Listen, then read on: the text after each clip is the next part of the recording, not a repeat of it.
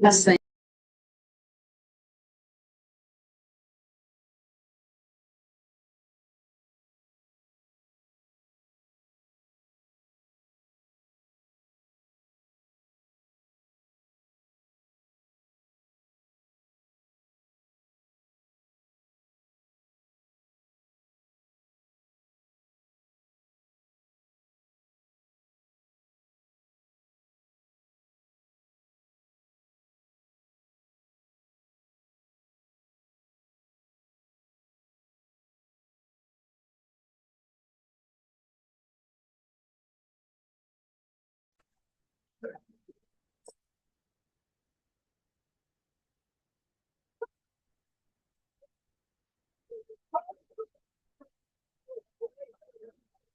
conversations. You got lots of extra time to talk and get your lunch. And I went and got some more food, so ran out of silverware and everything.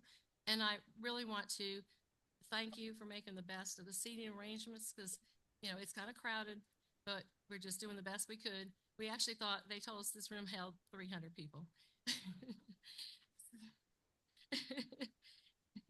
So anyway, I'd just like to welcome you. And I have this kind of poem or a little speech here. It said, retirement blessings. It was kind of like on a card. It says, and we're all retirees, so think about this. You've worked really hard. You've come this far. I hope you know how blessed you are. New tomorrows, brand new plans, all of them in your hands to decide. Y'all have more hours in the day to hope, I know, to dream, to rest, which sometimes our secretary doesn't know how to do that, to play, and of course, to volunteer for NCRSP. Now, they didn't write that in there, I did. We hope that you'll find new ways to be inspired and to be involved in our association. I'm really proud to be the president. I'm Linda Gunner. And we have it's so nice to come together and see people. Do you think this is what you want? Yeah. That's that person. That's a real live person. I was looking for Charles, and there he is. So may you be proud of the work that you do and the people that you work with. I ate the leftovers down. In our organization, as well as in your community and in the state. The next there's a slide. It's about Zoom logistics and rules of conduct. This is kind of like for the people at home that are on Zoom that are seeing that Colleen is keeping track of the people at home so they can communicate with her. We welcome you. I think how many people we have? 13, 17 people at home, mainly in 1A. So let's all wave. They can see us. We appreciate those people too. And we appreciate everybody who was on the convention committee that worked so hard on every 2 weeks. We've had meetings since about October. But the thing that really stood out, and one thing that we were really trying to do and improve on this year was the registration. And it's a big job. And Denise Smart Johnson led it. And I think her lady might not be in the room right now, but she led that group. We had people from Guilford, Greensboro. We had people from Durham that came in. And Liz Cockwood, where are you? Liz was vacationing. She's probably out there working some more. She was vacationing with her family, seeing her grandchildren. And because Durham was coming over here to help yesterday, the stuffed bags, she flew home. And she is here. So she, like I said, she must be working. And she wanted to be sure that she said to thank co-presidents Linda Strickland and the board members and her. She's just not saying. And Diane Lamb and Region 5, because they put snacks in everybody's bag. If you got snacks in the perk bag, that came from Region 5. And then also, your region directors got magnets yesterday. So you have these magnets that you can pass out to your members, and we're going to get some more. You all, the region directors also got brochures.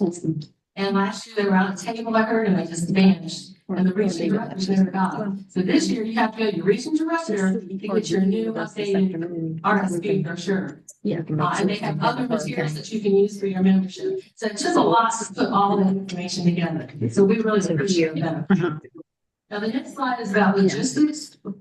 I'm not gonna read that part. I think the people at home, they'll be talking to Colleen and she will take care of them. And we just want everybody to use good conduct and when they're doing Zoom and they're courteous to everybody as well as here in the room. So that takes us down to Ms. Laverne Reed. For the thought of the day.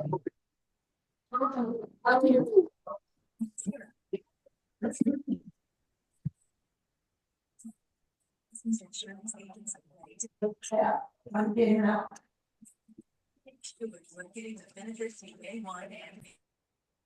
Y'all might want to come up, put on, if you're not on mute, go ahead and go on mute. And then you can chat with me if you need Oh to. God, from my youth, you have taught me and still proclaim your wondrous deeds. So even to old age and gray hairs, oh God, do not forsake me until I proclaim your might to all the generations to come. My get up and go has got up and went. How do I know my get up and go has got up and went? Well, my get up and go has got up and went because my youth has been spent. But in spite of it all, I'm able to grin when I think of the places my get up has been. Old age is golden, so I've heard it said.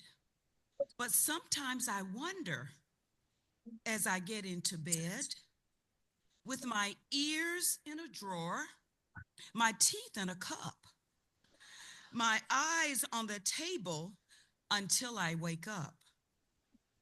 Ere sleep dims my eyes as I say to myself, is there anything else I can put on the shelf?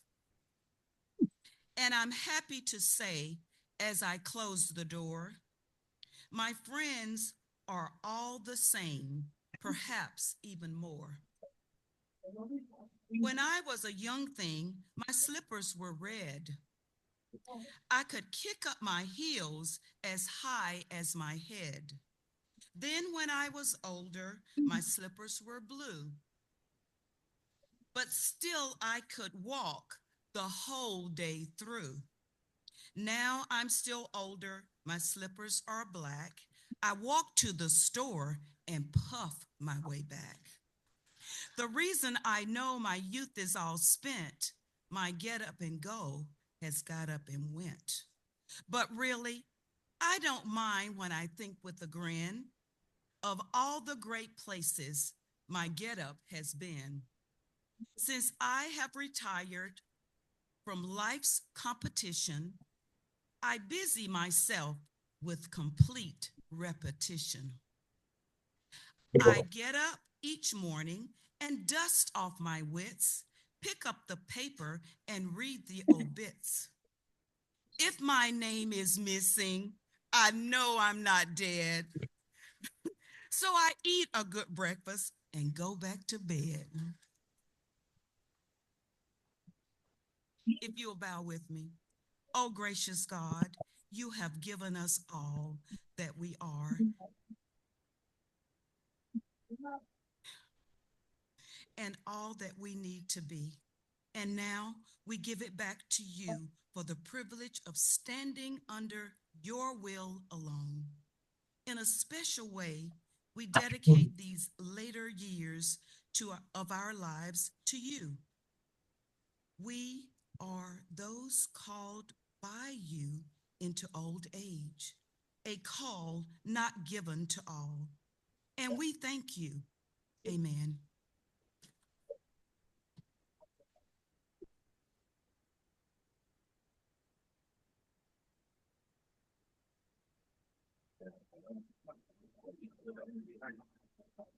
If you will please stand for the pledge of allegiance. Okay. Oh, and here's the flag. Okay. I pledge allegiance to the flag of the United States of America and to the republic for which it stands, one nation, under God, indivisible, with liberty and justice for all. What about forward? You know, forward, so I got really nothing. Somebody needs to mute. Somebody needs to mute. But he said they did require everybody to. Didn't see That's you. With all the confusion. so all those other. Oh, yeah. The parliamentarian, so meetings will have an agenda, which you will find. That's all we missed that. Yes, on page 8 is an agenda for today. Okay, Tom Simpson says, what's the agenda? Move the adoption. Amy Bridges, seconds. Any discussion? All those in favor say aye. Aye. Opposed? It carries. We have an agenda. And can somebody say we can do it with latitude? Tom, can you do it with latitude? Yeah. Is that a motion? That's not more. It's out of order. Okay. So you're saying I Can't go away from the I DB. can't go away from the TV. Motion to debate, second, vote on the time. Okay, Okay. Thank you. Yeah. Easier. FedEx Easy Returns offers you low-cost, box and label-free return service. The company will launch around 3,000 drop-off locations across multiple office I'm and Rosalind Sampson, and I'm going to be reading the Land Acknowledgement Act, and you can find that if you return your food to now. page 10. New Hampton Roads, thanks A to Native American from Robinson County, and I'm a member of the Columbia Tribe.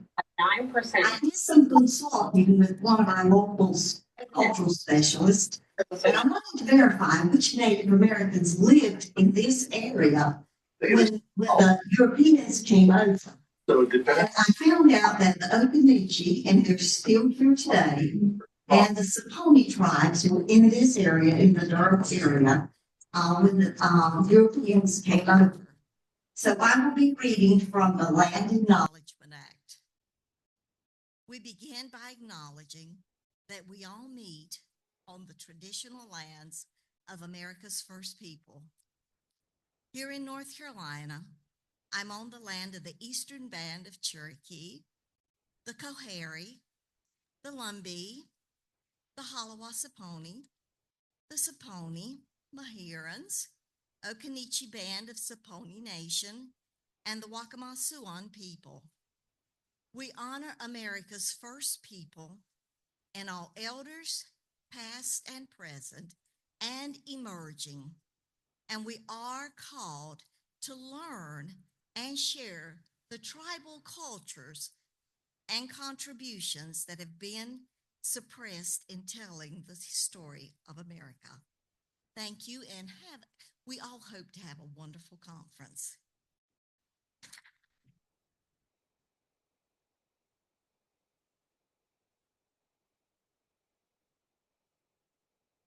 next we have 3 superheroes, educators from Durham, and they are going to be introduced by other people from Durham as well. So we're going to start with Eddie. Eddie Davis is former president, but he's also a former member.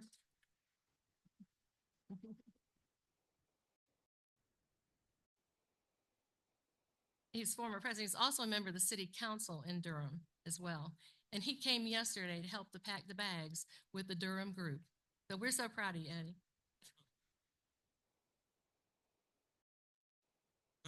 Linda needs to add former to both of those things. So, former NCA president and former member of the city council.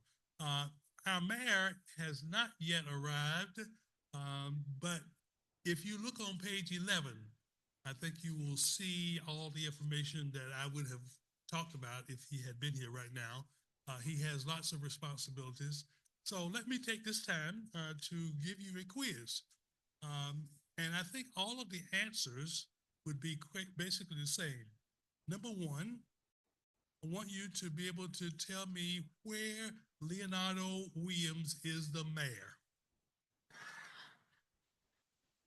I want you to tell me, number 2, in 1942 became the 1942 was the first and only year that the Rose Bowl was not played in Pasadena, California. Where was it played?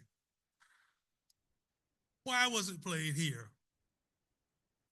World War II, Pearl Harbor had taken place in the fall, and folks didn't want to take a chance of having the Rose Bowl there. Polly Murray, whose ancestral home is in, has her face on a United States quarter. And the final question I want to tell you is, where are you going to have the best NCRSP convention ever, and where it's going to be? Very good. Ladies and gentlemen, Mr. Leonardo Williams, the mayor of Durham.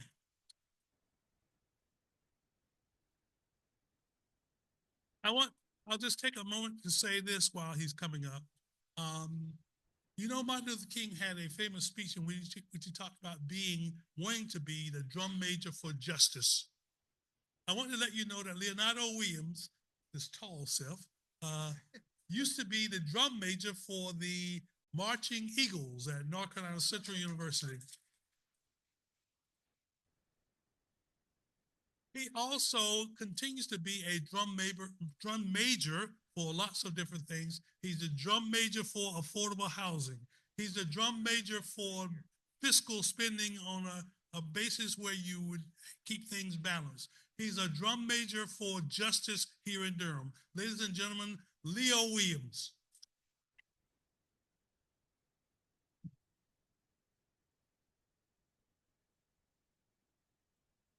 How's everybody doing? Man, this feels good.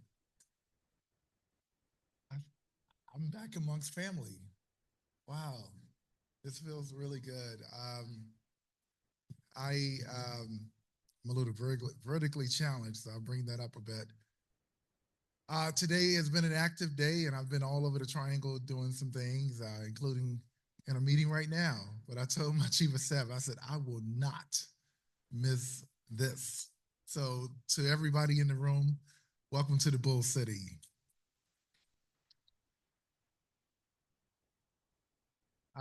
Before I got into political office as an elected official, I was out in these education streets causing trouble with a few of my friends here.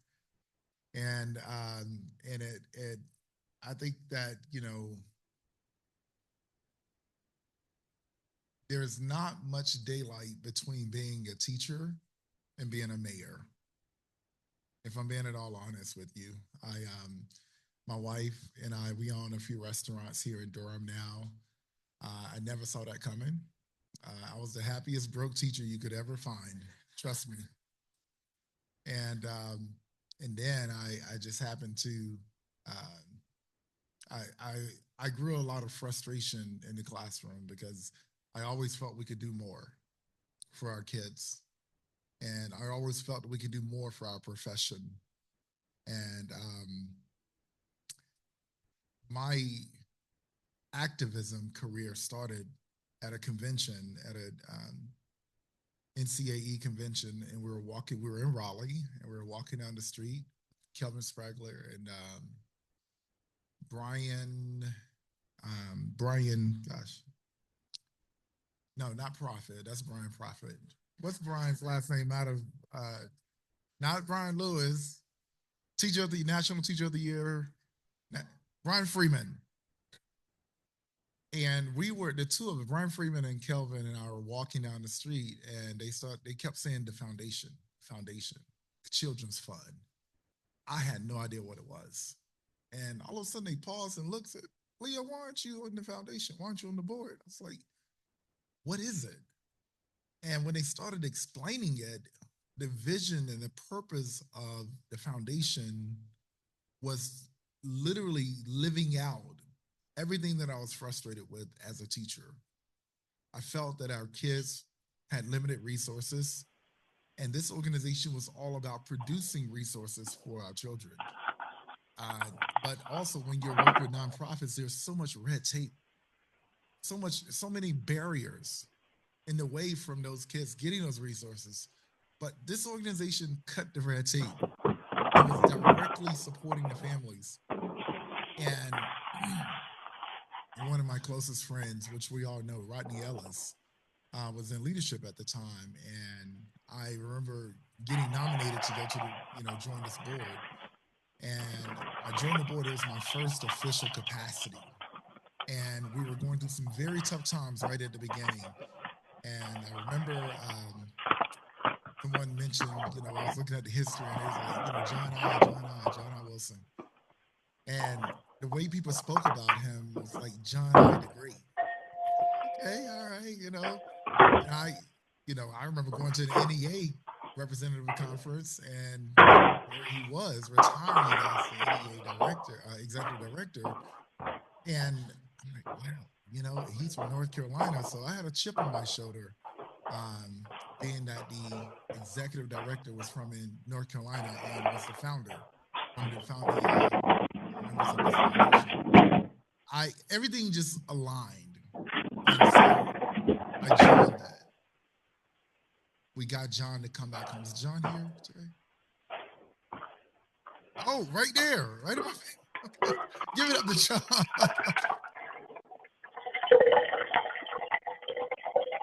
Well, he taught me pretty much everything I do. I follow his level-headed leadership and realized how we could do it. And I ended up, eventually I left the classroom, became an assistant principal, senior director in the school district, went all the way to the governor's office as a consultant. And I always was in education. I told my wife, because she worked at a restaurant, and I worked at a restaurant. And sometimes a bug will hit you and bite you, and next thing you know, I need to do more. And that's when I ran for office. And I ran for office as an educator. And I will always be an educator. I served as mayor of the city as an educator. There's very little daylight between our education leaders and being able to run an entire city. You're working with people, you're nurturing the pathway for our young people. It can get politically noisy sometimes, but you have to be the one to cut through the noise. You have to be the focused one. You're going to talk about bike lanes and zoning and annexations. You're going to talk about the police. You're going to talk about all these things. But every single thing you do must be for our children. Somebody needs to mute. You're chopping up something and we can hear you. Everybody check, make sure you're muted. Thank you. Being able to say greetings to the Bull City, welcome to Durham as the mayor of this city.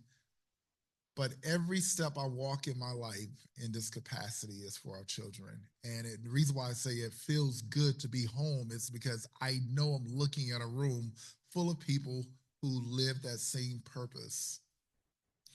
You just happen to have an R beside your name, and I don't mean Republican. Some of you might be Republican, some of you might be Democrat, but you know what? When it comes to our kids, none of that matters. What really matters is we are committed. So, to our retired school personnel, the organization that always took care of me when I was that young buck teaching and running with the foundation, I just want to formally say, as in the top seat in this city, as an educator, thank you for the support you've always given me. You played a role in shaping who I've become as a young professional in this state. And I'm just getting started. Thank you all so much.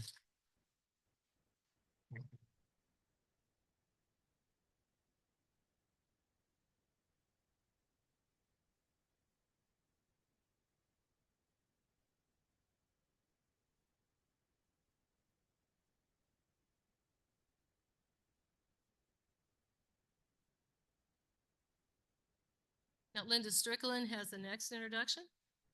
We're another educator.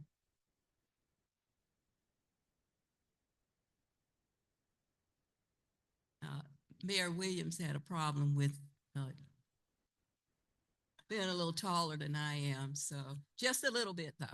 So, good afternoon. I am Linda Strickland. I am co-president of the Durham Retired School Personnel. On behalf of the Durham Retired School Personnel and Region 5, we welcome you to the great city and county, the Bull City, Durham, North Carolina. I have been given the honor today of introducing someone who is one of our own. She has been and is an advocate and leader for educators as well as her community and the county of Durham. She was a school library media coordinator in the public schools of North Carolina, 21 of those years for Durham Public Schools. She has been an active dues-paying member of NCAE for over 30 years. She was president of the Durham Association of Educators, president of the NCAE Student Services Division, and served on the NCAE Board of Directors. After retirement, she continued her membership by joining the North Carolina Retired School Personnel and became a part of the Durham Retired School Personnel. She has continued her leadership and advocacy by running for and being elected to the Durham County Board of Commissioners in 2024. Please welcome Michelle Burton, Durham County Commissioner. And let's thank her for being one of our own as a member of the North Carolina Retired School Personnel. Need to turn up the sound. Sound is almost not hearable at all.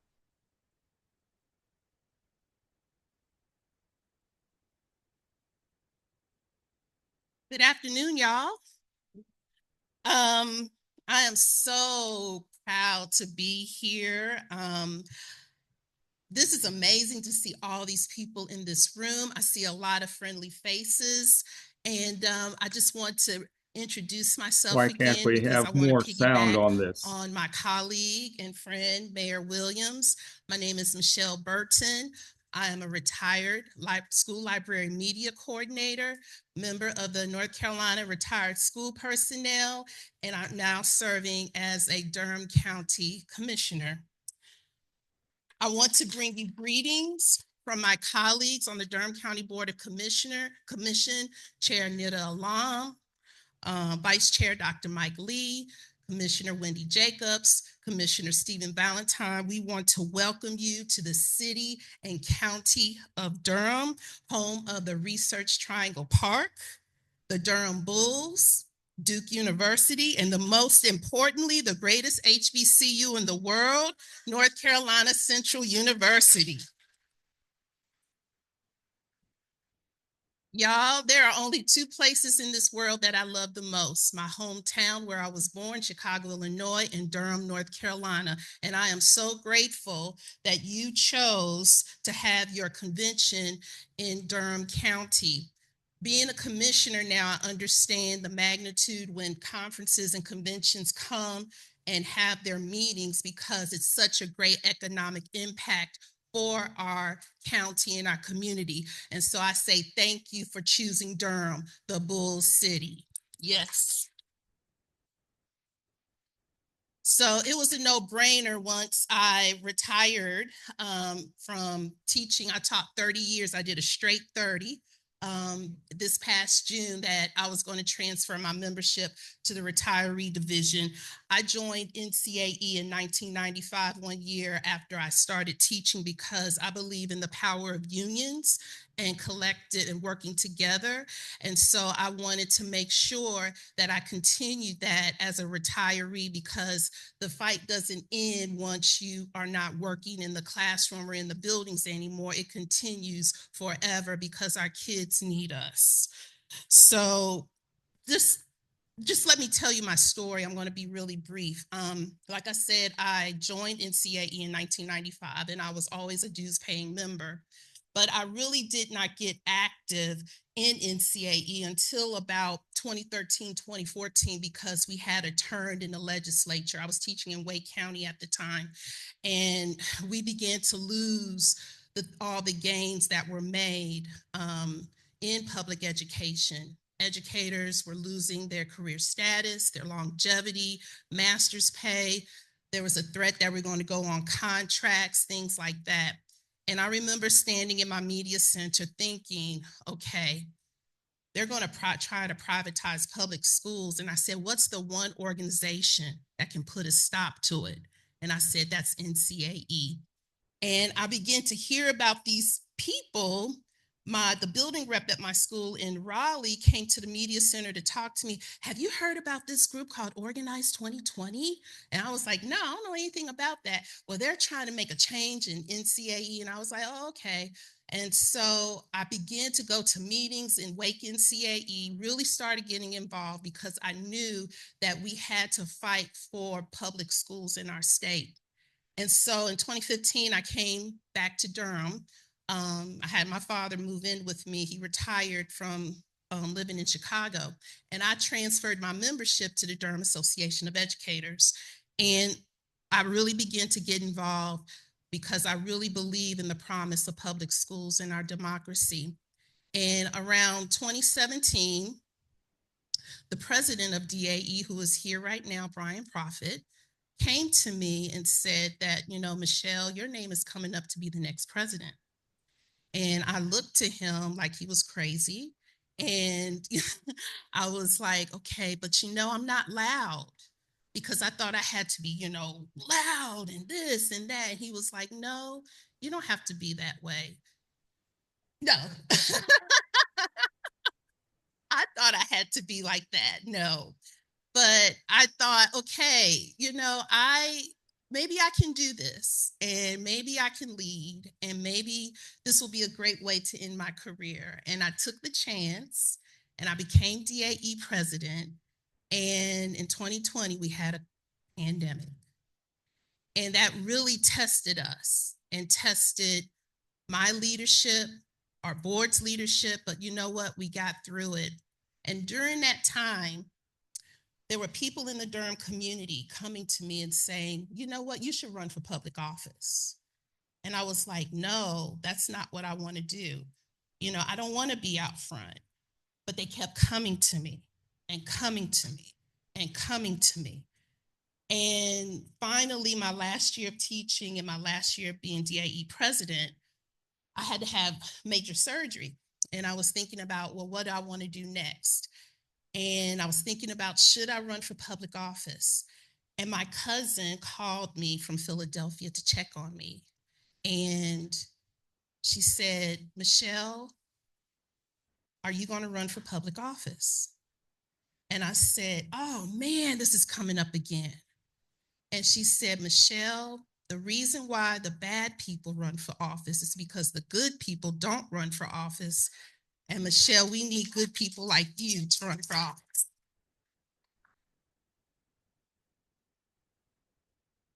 And I said, okay, I'll run. I'll run for county commission. And I ran for county commission because I really wanted to have a big impact on our schools, our families, our community, because so many of our kids who come to our schools, they're struggling with housing, they're struggling with families who have mental health issues, they're struggling with, you know, the economic downturn, and they bring those issues to school with them. So I didn't see how they were separate. So I felt like the county commission would be the place where I can have the most impact. And so I made a decision. I filed in December. 11 people were running. 4 of them were incumbents.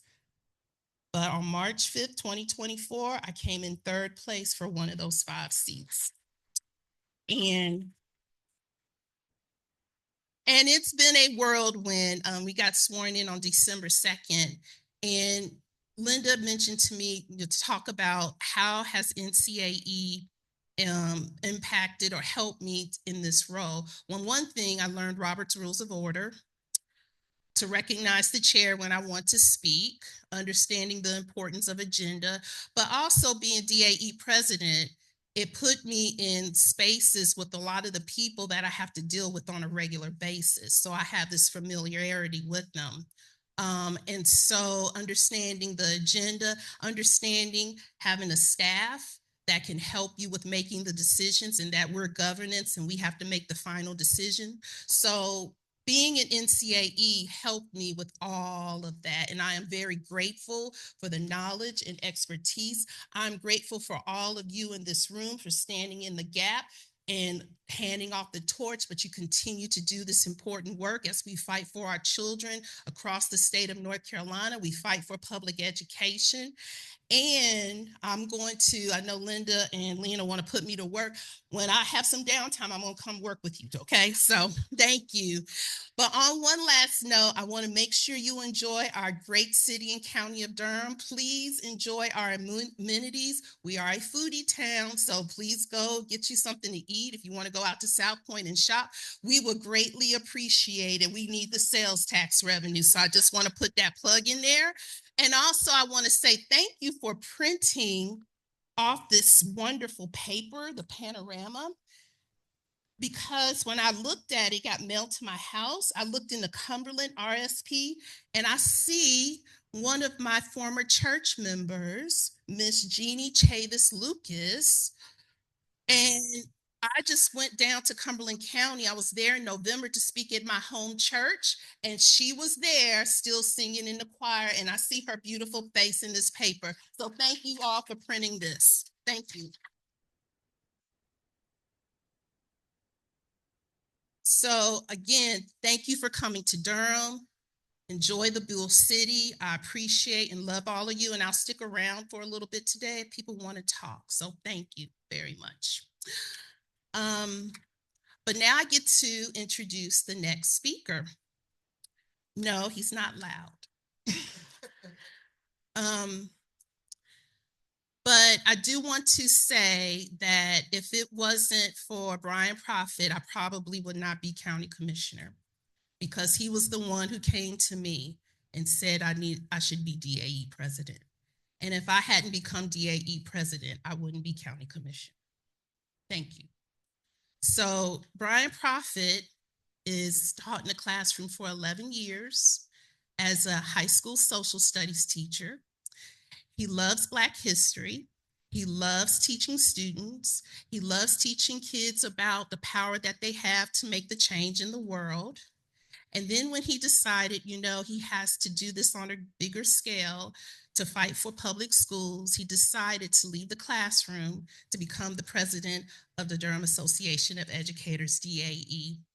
And he helped to turn our local around to make it the local that it is today, very strong. Then he decided, we need to bring community schools to Durham, and he took a year off after he became DAE president. He went back to be the community schools coordinator to help build and bring the community schools program to Durham. And then he decided, along with our now president, Tamika Walker Kelly, to run for leadership in our statewide association union. He now currently serves as the vice president of NCAE, and he is a proud Durham County resident. I would like to introduce to you my friend, Brian Prophet.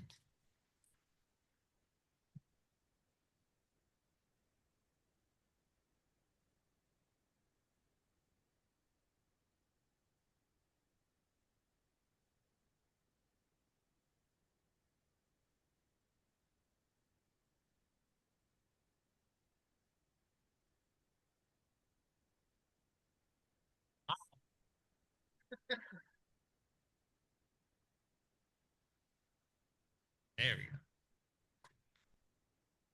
I'm gonna lift this up. I'm gonna try not to be loud, since Michelle called me loud. So I'm not an elected official in Durham like the previous two speakers. So they get rank over me. But I am someone who has lived in Durham and loves Durham and has been here for over 20 years of my life, and am deeply, deeply connected to an institution that I know that many people in this room love and are connected to, which is Hillside High School. So that's my home, and I need to offer gratitude there first. I also just want to say thanks to a couple other people that are in the room. President Linda, Vice President Lena, Tama, who reached out to do the invitation for me to be here. I feel so grateful for the opportunity.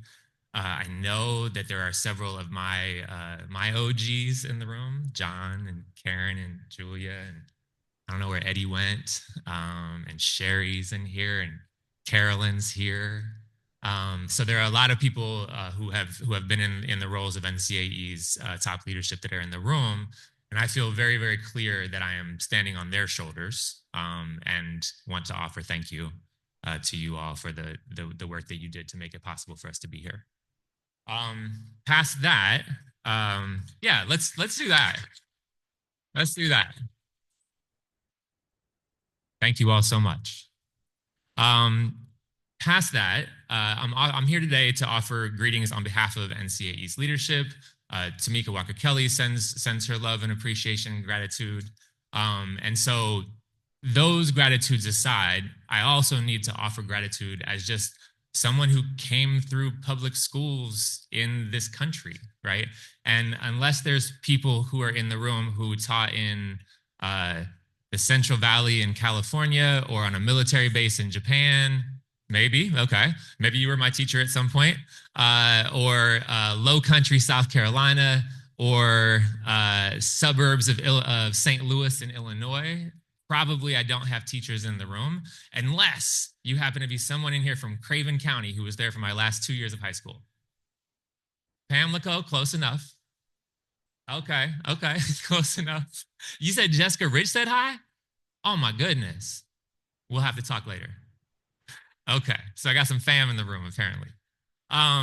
So none of you all were my actual teachers, but that doesn't mean that I owe you any less gratitude for the fact that I can read, I can do math, I can think critically, I can make friends, I can play sports, right? I did all of those things because of you.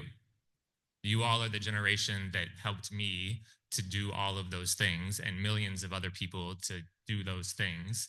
And as a result of that, I have to, every time I stand in a room full of educators, thank you and name that you all, some of you still do in a variety of ways, and some of you, and all of you did the most important and most difficult job on the planet. And you never got thanked enough. You never got paid enough. You still ain't getting paid enough. But if I can offer anything in this room as a salve to that, deep, deep, deep gratitude. Thank you so much for all that you have done to get us here. And some of you I've known since I was just a little pup in this work. Joyce was over here and grabbed me and said, "Have you gotten taller?" I said, "No, I've been this tall for a while, Joyce." My partner and I have a joke recently that I used to have gray in my beard, and now I have dark in my beard. So it's shifted, right? And as I now find myself much closer to you all in age than to people coming out of the classroom for the first time, I also now can appreciate even more the stamina and the wisdom that exists in this room. So I also want to recognize those things and acknowledge those things, and thank you for the model that you have brought with those things. We're in kind of a scary time in our country right now. And being in a room full of either current or former educators, I don't feel like I'm taking any risks by naming that, right? Because we worked in public schools, because we love working class kids across all lines of race. And the way things are headed in this country right now for working class kids in this country across all kinds of race is not where we're supposed to be going. And you all know that, right? And there are so many people, there are so many things that we've worked so hard to win over decades that are disappearing. Like every day you open up the paper and something new that our people have fought for is now being challenged or being taken away. But I'm a history teacher, as Michelle mentioned. And so I want to just ground us a little bit in an understanding of time, which I think you all, again, may have a better sense of than some of my younger counterparts. And I'm about to say something happened 100 years ago. I'm not suggesting anyone in this room was around for it. Right? But over, around 100 years ago, y'all, like kids were working in factories and coal mines and cotton fields, right? and weren't allowed to go to school at all unless they were wealthy. That was 100 years ago. 75 years ago, racial apartheid in this country was still legal. And we had racially segregated schools where, like, you know, this room would be a room that might get broken up by the police, right? And that was just 75 years ago, right? 50 years ago, kids with disabilities weren't even allowed to go to school, right? And so each of those moments and each of those phenomena that I just named were horrific. We're not how we're supposed to be as human beings on this planet.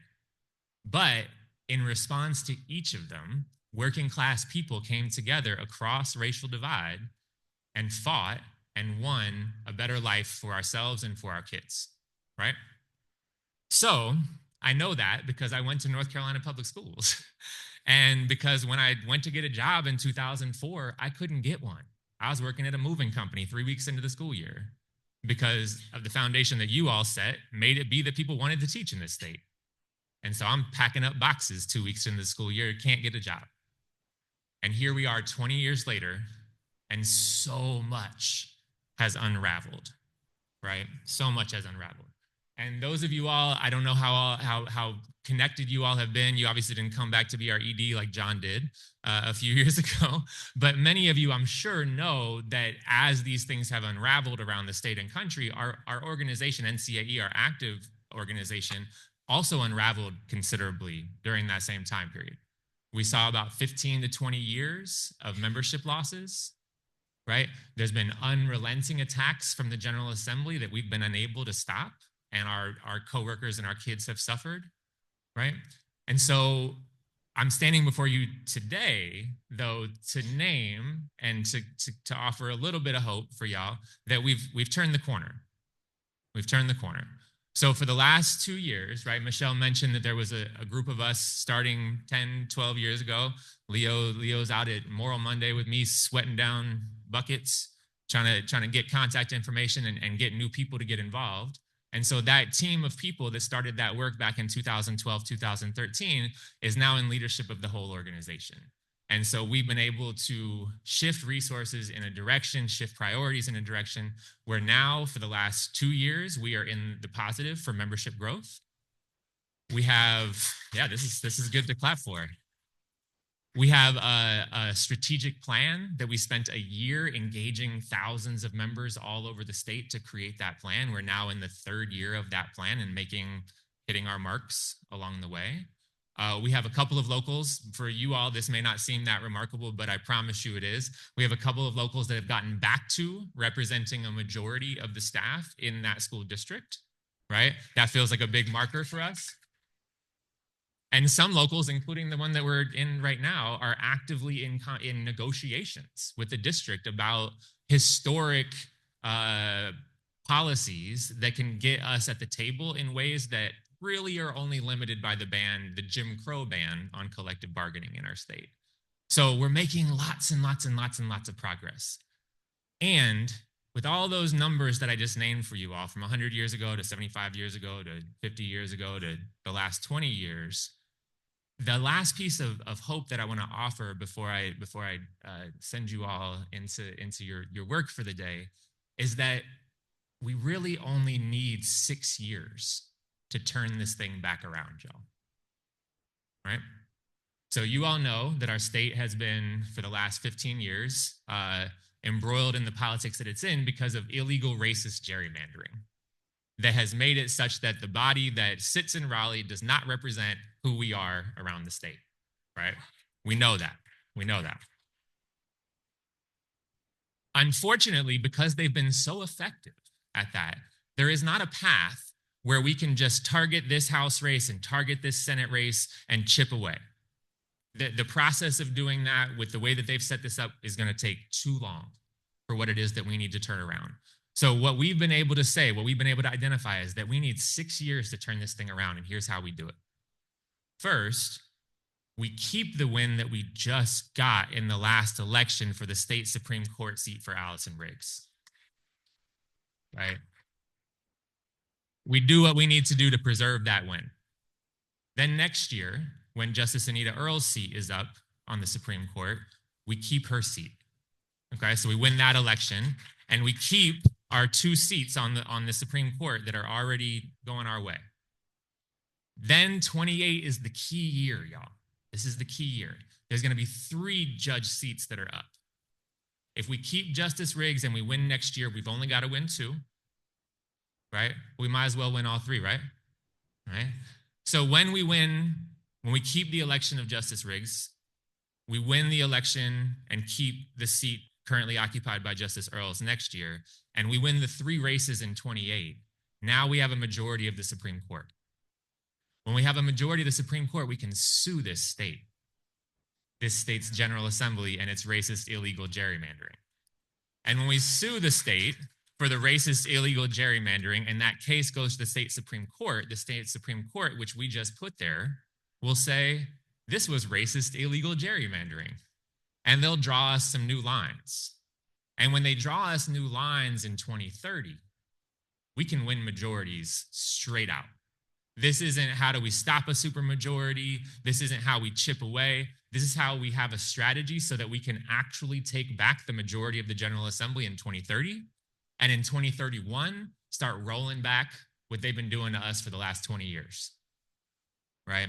And I know, like I've been saying these numbers in rooms full of educators much younger than you all, and have been really worried that they were going to freak out because for some people, 6 years is a long time.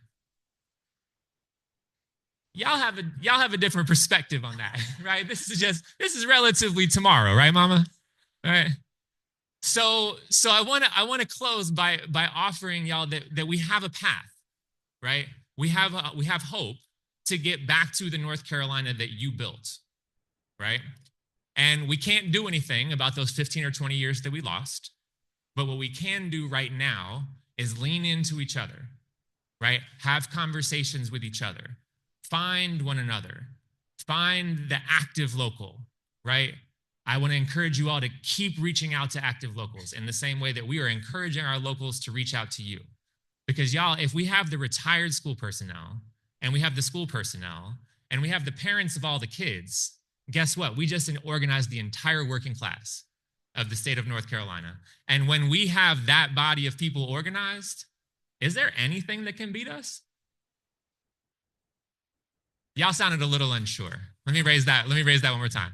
If we have all the retired educators in your families, all the current educators in our families, all our kids' families, united on the same page, fighting for what our kids need and deserve in this state, is there anything that can stop us? That was the answer I was looking for. So I want to close with that energy. I want to thank you all again for your sturdy shoulders that I've been allowed to stand on all of these years. And I'm excited and grateful for the work that we have ahead of us and the winning that we're going to do to get back to what you all fought for and what we all deserve. So have a great convention. Thanks for letting me be here.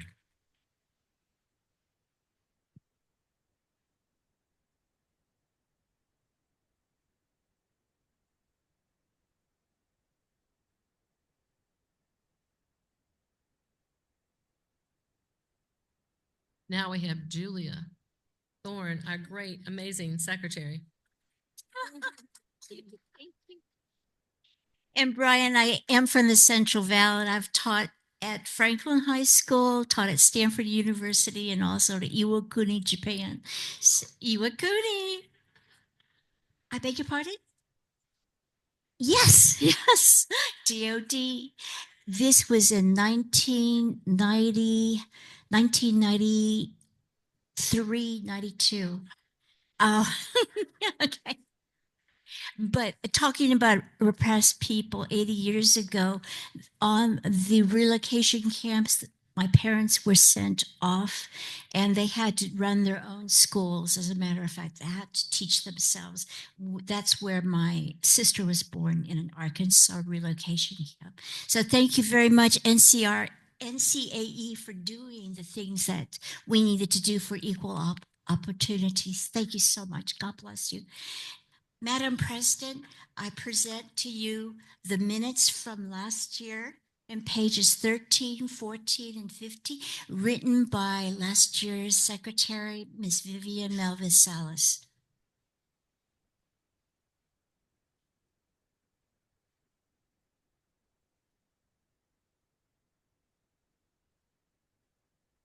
If there is no problem, could we have a motion to approve the minutes? We're going to do Jean Griffith from Region 3 makes a motion to approve. And is that Karen Slade over there? Region 4, second.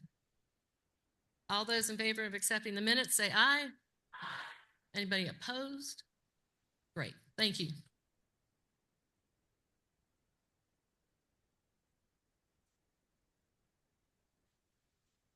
Now we have Gretchen Lamp. She's our treasurer. You're up the stairs right here. You can't stand on the floor. You got to come up here. She's also really a good numbers person. She's doing a great job as treasurer. So she's going to talk to you about your budget, which is in your program.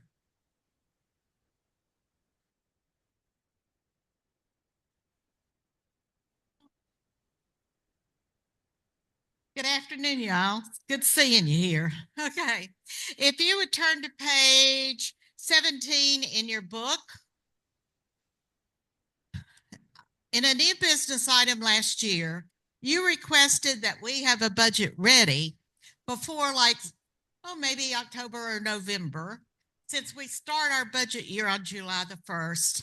I'm happy to report that on July the 29th, 2024, we adopted the budget for the current fiscal year. So we're really proud of that. We worked really hard. So what you're seeing here is the budget. You're not seeing all the figures, but you do need to know that we're 2/3 the way through this budget year, and we still have 63% of the budget remaining. So we're feeling good about that. If you look on page, 21, this is the balance sheet. It says February 28, 25, but part of this is the balance sheet from last year's audit. We came through with a clean audit and no notes. And the 24-20, yay, yes. Lord have mercy, yes. And our next audit will occur after our taxes are filed. So I want to leave you with 3 things, though. As the treasurer for the organization, I had to look at your audits. Please, please, please get a second signer for the bank account. All right. That's how we have checks and balances. So we are planning a treasurer's training for the summer. And because we would like for you all to actually make budgets, we think it's really important because a budget is your guide to the goals that you are going to accomplish. Is Carol in the house? Carol McLam, are you here? Okay. But go on and give Carol McLam, our bookkeeper, a great big round of applause.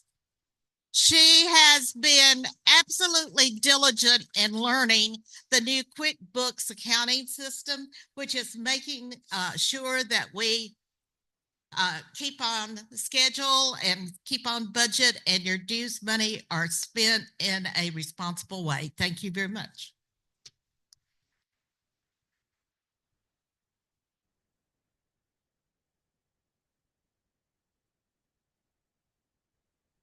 Okay, while Charles is coming on up, I'm going to mention something really good about Carol McLam too. You know, the biggest problem we have is with cash payers because they forget to pay.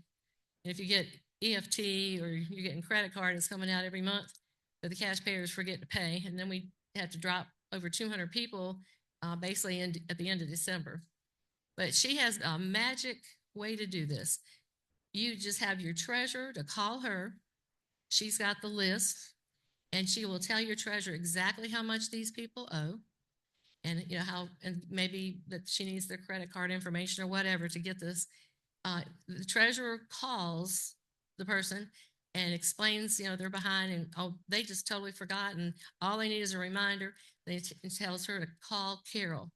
Carol has recouped about 100 people in the last few weeks, and so if you call, but that way she knows exactly how much they owe. So it's not an if. and then you've got to try to take care of it. So she did something like 26 in one local and 7A. Nell, wasn't it your local? Where's Nell? Over here. Oh, there you are. Okay. How many people did you recoup? Yeah, about 26. So she's been doing that. All you have to do is get your treasurer to call. So let's do that. Okay, now we got Charles. He's going to introduce some very important people. He's up here. Thank you, Charles. We love you. Get up and go has got up and went. Okay. Okay, I have the task of introducing to you our candidates for delegates to the NCRSP NEAR convention. As the appointed elections chair of the NCRSP Convention 2025, I am Charles Whitesides, Region 3, Gaston County Local, past president, and I am honored at this time to introduce NCRSP's distinguished and outstanding candidates for delegates. At the convention, July 2nd through 6th in Portland, Oregon. NCRSP has been allotted 8 delegate positions based on our total membership. President Linda Gunter is an automatic delegate. She's automatic. Therefore, we who have voted and those of you who will vote chose and may choose only 7, just 7 of the 11 names listed on the ballot. Linda makes the 8th delegate. I ask now that each candidate please stand when I announce your name so that everyone can see your lovely face and decide which of you will be one of the 7 they have. Okay, that's even better. Bring your pretty little faces up front when I call your name so that everyone has a good shot of you. Tama Bouncer, Region 5, President of Wake County RSP. Lena Merrill Chapman, Region 4, First Vice President. Sharon Breeden Douglas, Region 3, Elections Chair. Sandra Hatley, Region 1B, NEAR Governance Board. Ira Laverne Reed, Region 3 Co-Director. Gretchen Lamp, Region 1A Treasurer. Gilbert Spears, Region 3 Active and Involved Member. Gloria McKenzie, Region 3 Active and Involved Member. Deborah Cole Jones, Region 2, an active and involved member. Geraldine McNeil, Region 6A, an active and involved member. And of course, the illustrious Linda Gunter, our esteemed NCRSP President. So remember, brothers and sisters, can I get an amen? You have until 11:59 this evening to vote. And as I conclude this introduction, I wish to express to each of the candidates our deepest and most profound appreciation for your services and best wishes for success in your pursuit. Thank you very much, and thank you all.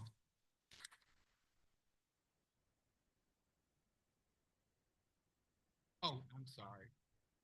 Oh, yes, those of you who are, those of you who haven't voted, you have until 11:59 tonight to vote.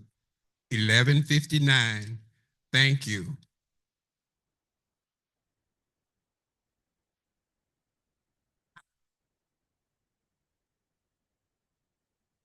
Say that too. And your ballot is in your email. Go there quickly and get it done. Thank you all.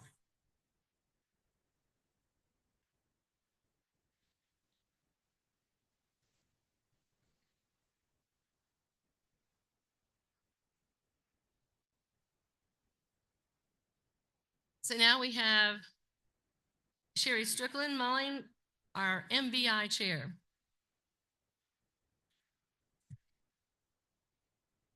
Anybody write any MBIs yet? Okay, a couple. She's ready for you.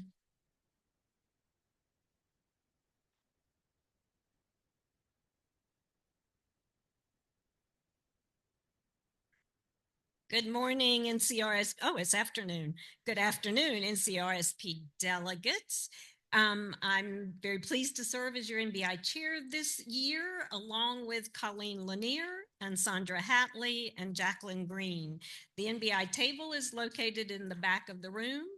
If you want to submit a new business item, you can find the form on page 41 of your convention manual, but we also have blank forms in the back of the room. You can pick up one from there as well. There, you also can submit your NBI form electronically. If you go to the NCRSP website, to the convention webpage, and then to 2025 NBIs, you can submit an email to me, and I'm watching my emails, and my email address is included in the instructions there. The guidelines for introduction of an NBI are found on page 28 of your convention manual, and you'll be adopting those guidelines as part of the rules and procedures later in the day. You will see there that it is indicated that 5 p.m. today is the deadline for submission of new business items. However, we are encouraging you to have them in by 4:30 because we need to adjourn and get out of this room to get set up for the banquet tonight. So 4:30 would really help us out a lot if you could work on that. If you need any help writing your new business item, please come to the back table. We're happy to help you with wording or just making sure your form is filled out completely. And also during debate, if you have a substantive amendment to an NBI, we would need that in writing. So you've received 3 NBIs that were submitted yesterday, and we will be debating those later today. But more are coming in now, and you will receive those copies in the morning for the ones that we will be debating tomorrow. Okay.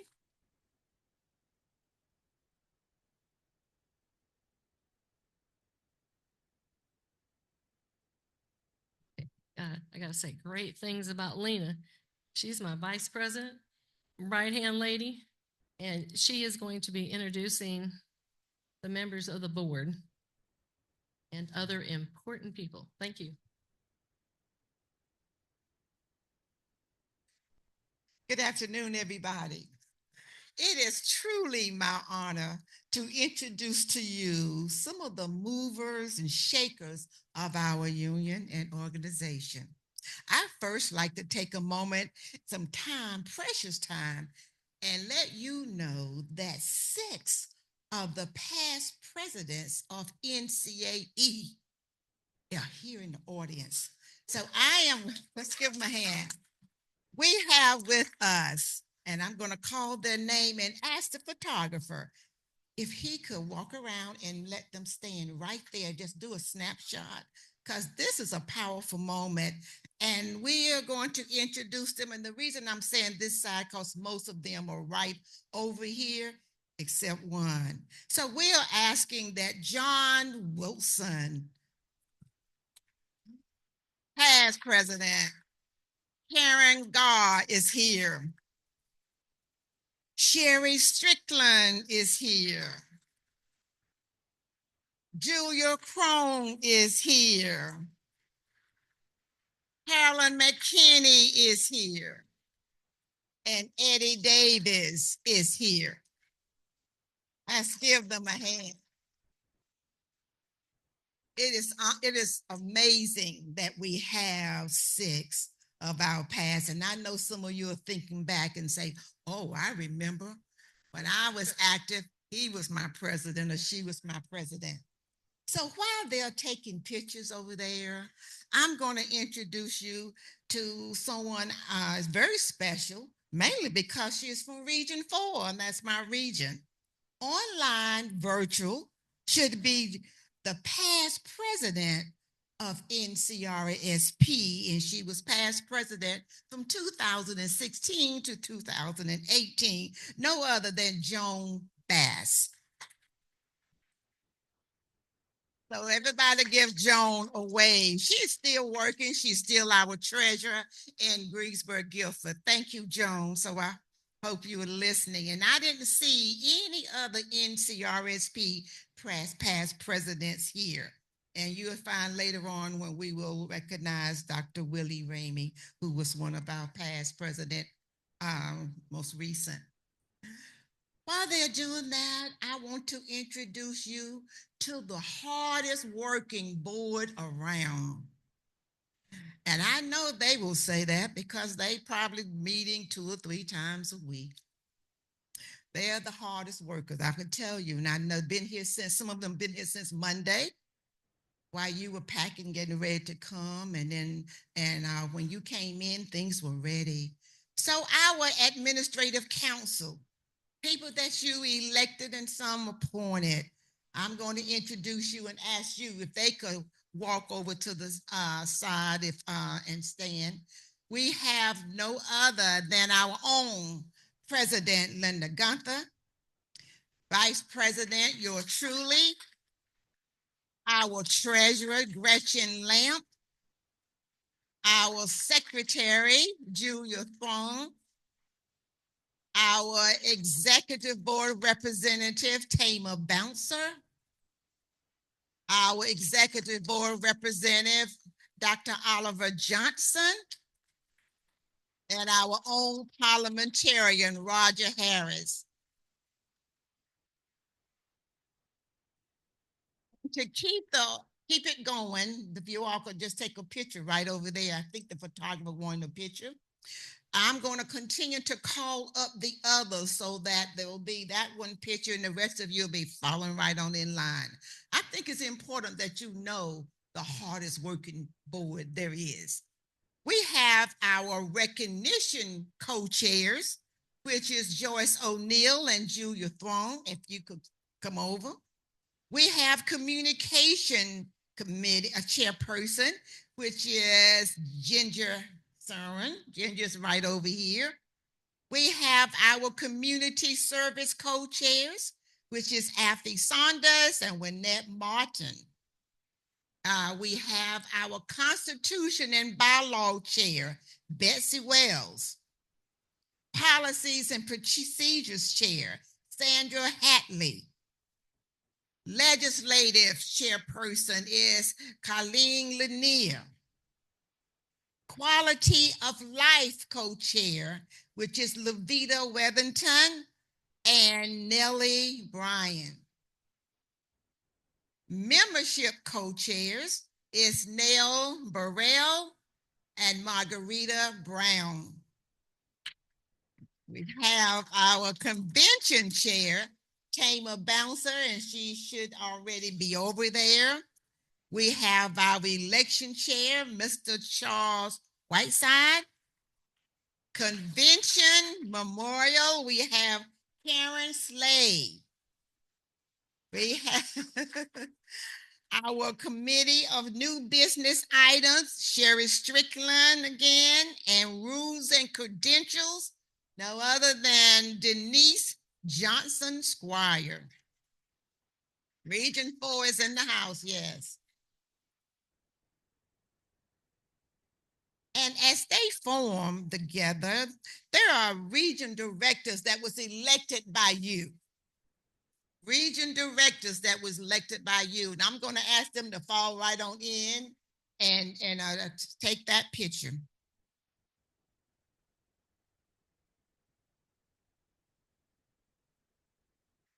Okay. So now I want to hear from the regions when I call your region. You have to support your region. Region 1A, June Pearson. Let's hear for Region 1A. Okay, in the house. Region 1B, Sylvia Medford. Okay. Region 2, you have Amy Bridges and Deborah Cole Jones. Region 3, Ira Laverne Reed and Melody Hudson.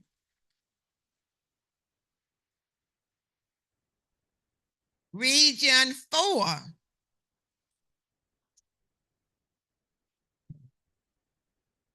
that's not because I'm from Region 4. That's because they just got it going on. Paula Harrison and Dorothy Blackstoff. Region 5, Tamer Bouncer, already over here. Region 6A, Teresa Chapman. Region 6B, Barbara Anderson. Region 7A is Vivian Branch. Region 7B, Dr. Oliver Johnson. And it looks like it's so many of the hardest working people in this area having to go outside. Guess it's too many, you know, so you wonder what happens. We also, as they're moving outside, and I don't see them here, but you know, when you come to a convention and to see how it's organized, and all, did I not call Region 3? I did, Laverne, I called. Okay, well, they're going outside. So if you follow them and take a good picture,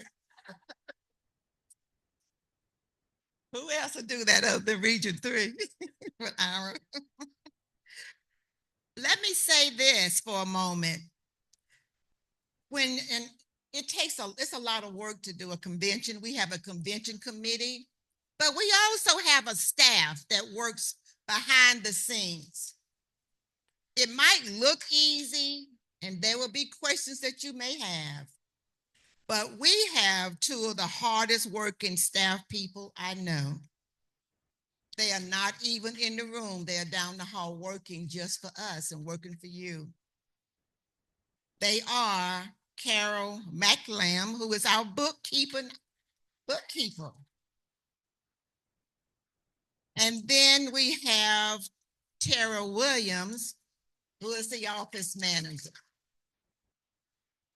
They are the ones that answer the phone when you make that phone call. They answer your questions. They make sure they remember that our members are our mission. So those who walked in the hallway to take a picture are those who are working hard. And I know you're working hard in your locals in your region. And we are so grateful to you. So give yourselves a hand because you are here today. And as you go through this convention, if you see any of them, please just say thank you. Thank you for your service. Because what you do with NCRSP, each of you in this room, we like to say thank you for your leadership and thank you for your service.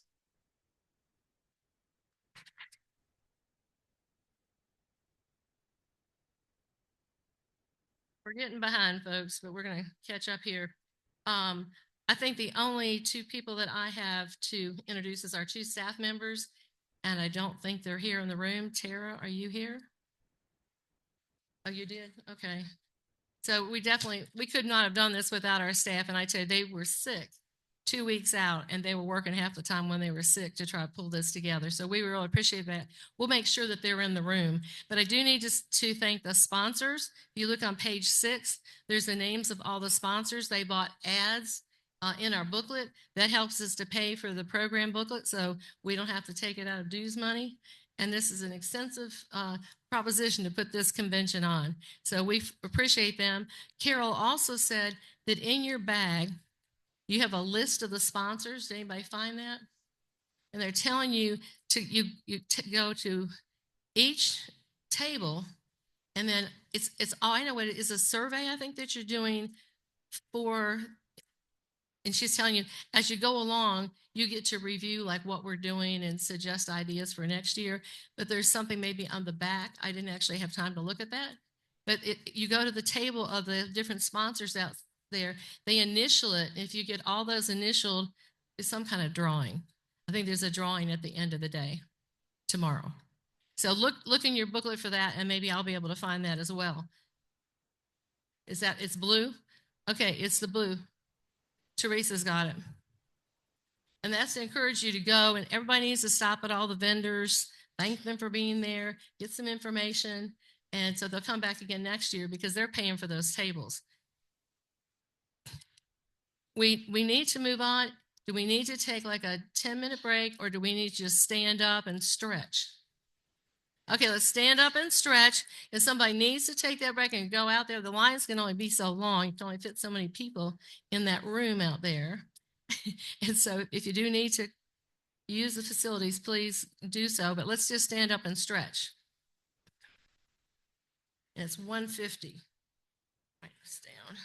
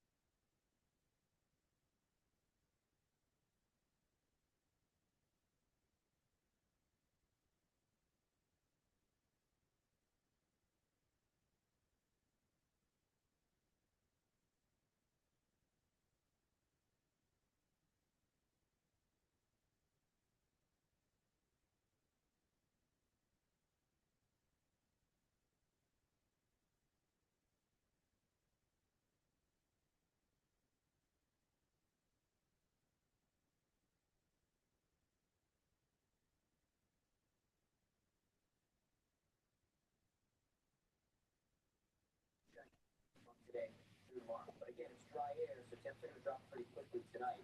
Low to mid 30s.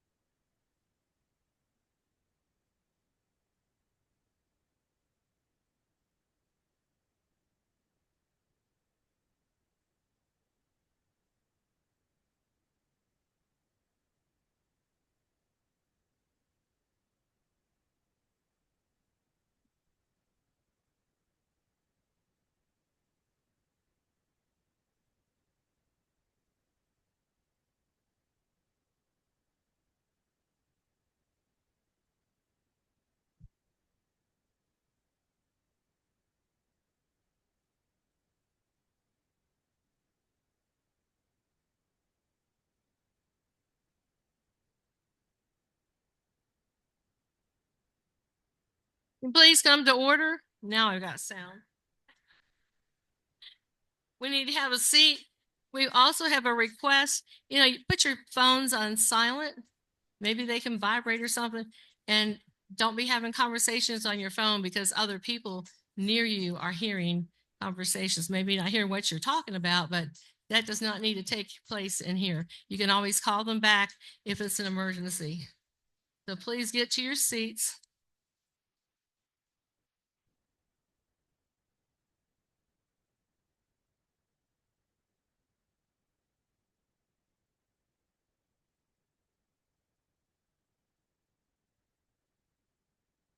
I know you got to crawl over people. Please take your seat.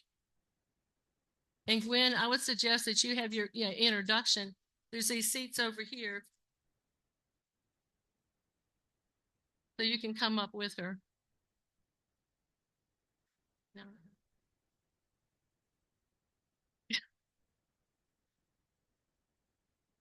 Okay, I'm going to call on Barbara Anderson, our PAC chair, and she's going to give you a brief report. Barbara? Thank you. All right. It looks like everybody's gotten up and moved around and a little bit woken up, right? Ha. All right. Hello. Thank you to all of the members who have donated to the Great Public School Fund over the last 3 years. During that period of time, you raised over $60,000 towards the PAC. Yes, give yourselves a big round of applause. So please know that we're the only state retired affiliate in NEA that does a focused campaign for PAC anywhere. So you all are paving the way. Yep, North Carolina, first and foremost.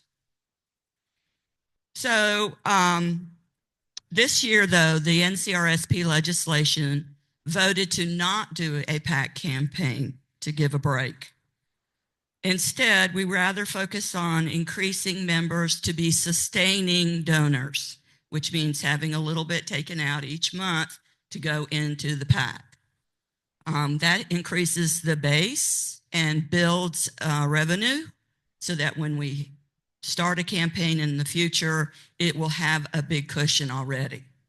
But we also felt that there was greater need to support the North Carolina Foundation for Public School Children, especially with our educators and retired citizens that are in the West and have been suffering so drastically. So we decided to pause this year. But I will take applications for sustainers. It's out at the table when we have breaks, because I'm going to be in here for business during that time. Thank you again for all your support. And I hope that you will continue having PAC campaigns starting next year. Thank you.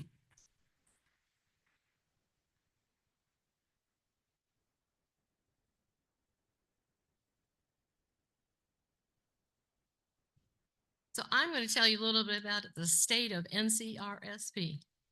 What have we been doing?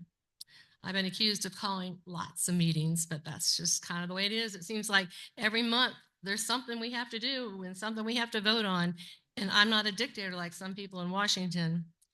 So I made a list of some of the things that we do. The admin council usually has to look at things first, especially about finances. And then we have executive board meetings. And they've been pretty much every month since last, like July. We approved our budget in July, which was the earliest ever. So you really have to be kind of devoted. I know we were looking at the attendance and just about everybody was there at every meeting. So that's really important to those people. It takes time. And we do them all by Zoom. It takes a team to get the job done. So you need to thank all these people. We've been calling out their names. You know who your region directors are. They're attending these meetings. Your committee chairs, the state committee chairs. And one of the biggest things that the executive board approved last October was an investment policy. This is the first ever investment policy that we've ever had.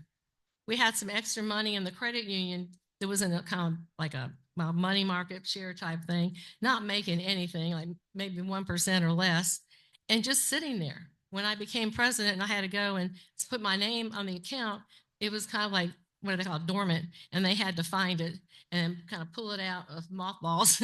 And then we reactivated the account because no money had been taken out and no money had been put in. It was our safety net. If we needed money in the summer, we would go there. So that's not money that we spend, it's money that we save for maybe a rainy day. So we approved this policy, the executive board did, and we moved some that money from the credit union, making very little interest, into Raymond James. And that's our financial advisor, the same company that does NCAE's investments of all their millions of dollars. So we've got the money presently in there in like a money market account earning 4.5%, which is pretty good.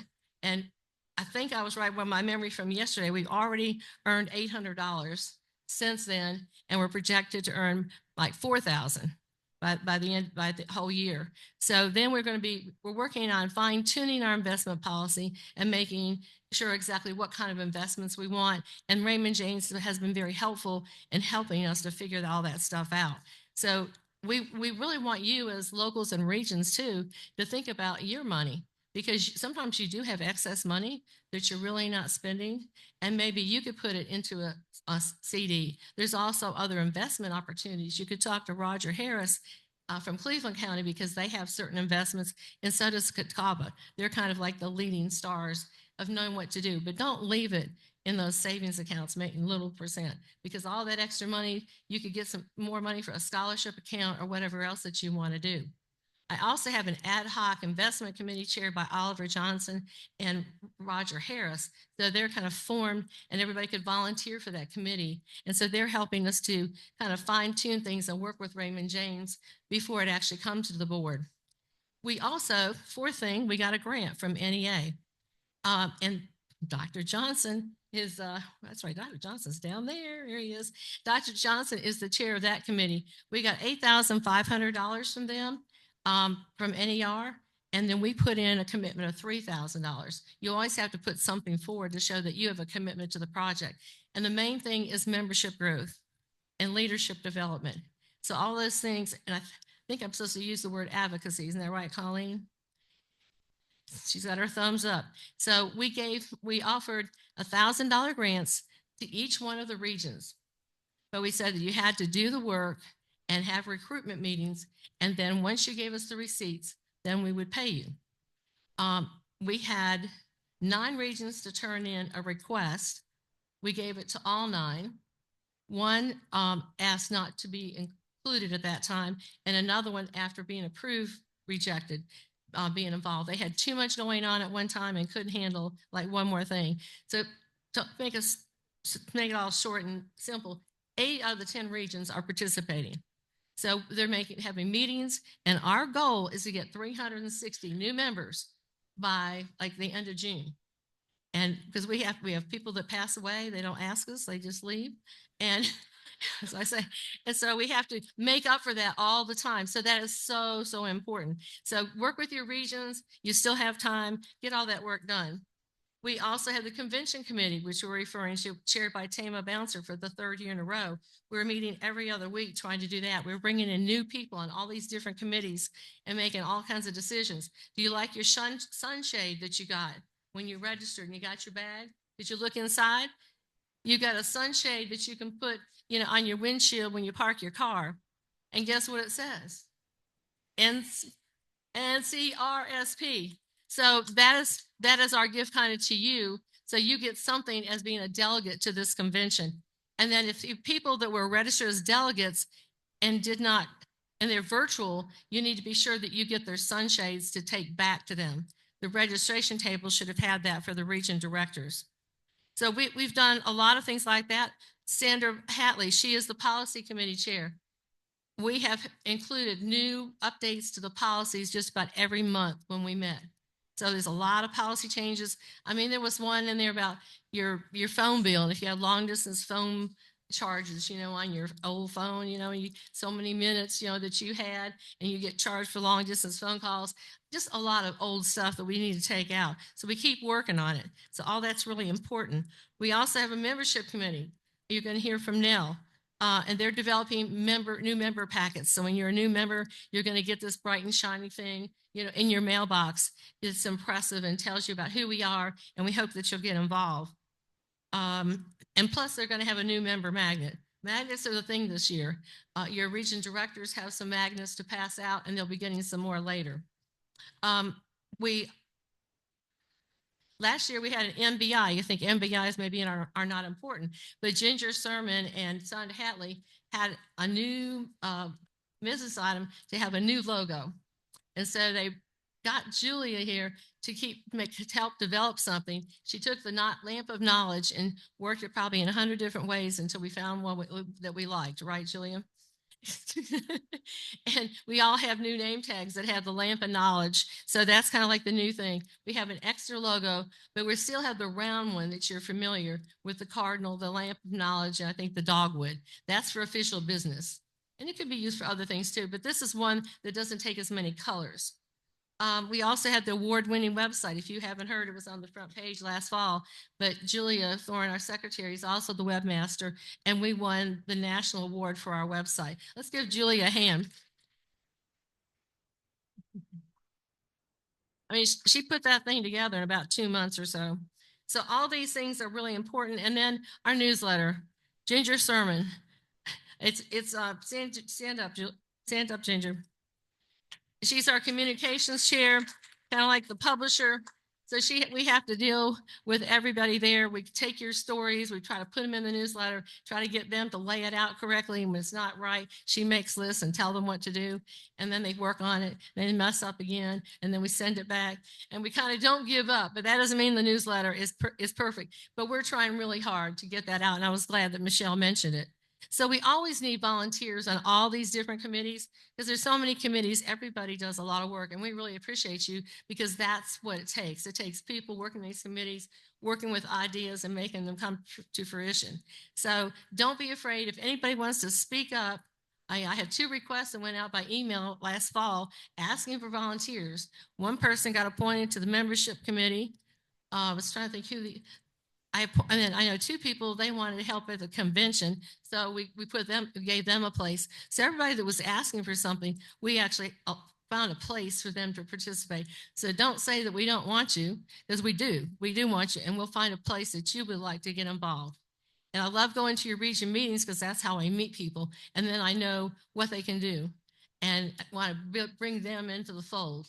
So everybody, though, is wonderful, and everyone is so important. And I want to thank you for your membership and for your support and everything, your part in helping to get everything done. Thank you.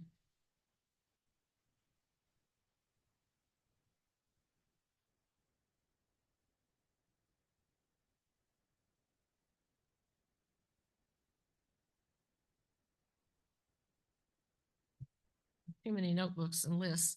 Yeah, we have Roger Harris. We could just come up here. Roger, have at it here. Roger is our parliamentarian, so he's going to talk about the rules and how we handle our new business items and other things. Thank you, Roger. Thank you, Madam President. Section 14 of the operational policies of NCRSP require that the rules be read and adopted at the first meeting of the Assembly. Those rules are on page 27 of your booklet. So I've got to read them. I will read them as quickly as I can. So listen fast because I'm going to talk fast. When I get done, you got to have a motion to adopt them. Yeah, when I get done, there will need to be a motion from the floor to adopt these rules. Meetings of the convention shall open and close at the time stipulated on the official program. The order of business shall be followed as shown in the printed agenda, and rules of procedure shall be adhered to strictly. Should it appear advisable to change the order of business, it should be announced at the beginning of the session. A delegate may secure a change in the order of business by requesting it and receiving approval of a simple majority of the assembly at the beginning of the session. The president has the authority to alter the agenda due to circumstances. Delegates shall be seated in designated areas. Alternates, members, and guests shall be seated in other designated areas. The recording secretary, unless especially directed otherwise, shall not record motions ruled out of order or points of order on which no appeal is taken. No persons except those to whom set speeches and discussions have been assigned will be allowed to speak more than twice and not more than 3 minutes. Not more than 3 minutes. Each time on any subject without unanimous consent of the representative assembly. At a meeting of the executive board, only members can make motions or vote. Other persons who wish to speak may do so, but must request this in writing, and they will be recognized in the order in which the requests are received by the president. Any delegate desiring recognition by the chair shall go to the microphone, and upon being recognized by the president, give his or her name in full and state his or her local unit. Main motion submitted for consideration by the Representative Assembly shall be in writing on the forms provided and signed by the maker and seconder, both of whom shall be official delegates. All persons recognized as delegates by the Rules and Credentials Committee shall be entitled to make and second motions and vote on all questions and matters properly presented. Certain motions are not debatable. Chief among these are motions of adjournment, taking recess, suspension of the rules, tabling, and calling upon main motions.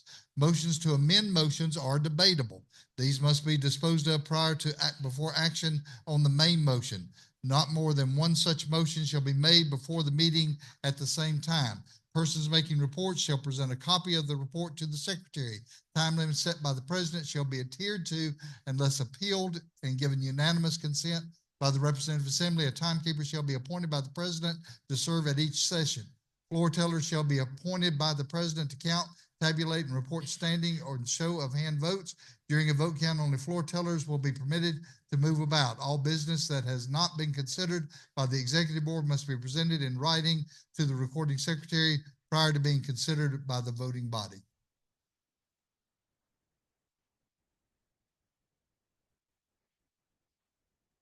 Do we have a motion to accept this report? Your name and local? Right. Welcome, Jackie Green. I didn't know you were putting that hat on. So Jackie makes the motion to accept it. Do we have a second? Okay, Pat Randall. Okay, Pat Randall seconds. So all those in favor of accepting the rules as presented, say aye. Anybody opposed? Okay, it's been accepted.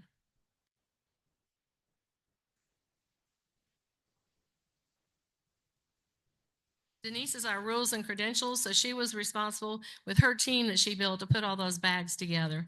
So thank Denise. And she fell this morning and hurt her leg, but she's able to come and give the credentials report for you. Good afternoon. And just as our wonderful president said, I just like for my committee to stand up. They work so hard. I'm not going to name them name by name, but if they would just stand up. And I hope when you had your registration experience that you saw that we tried to greet you with a smile and you guys were wonderful. With no further ado, my report. Good afternoon. The total number of registered delegates was 218. We also had 31 pre-registered virtual delegates with 2 pre-registered alternative delegates. Now, we proudly welcomed a total of 214. You guys hear me? 214 delegates face to face. Please give yourselves a big old hand. And we're not going to leave out our virtual delegates. We have a total of 33 registered virtual delegates. So let's give them a big hand so they can hear us as well. Thank you so much.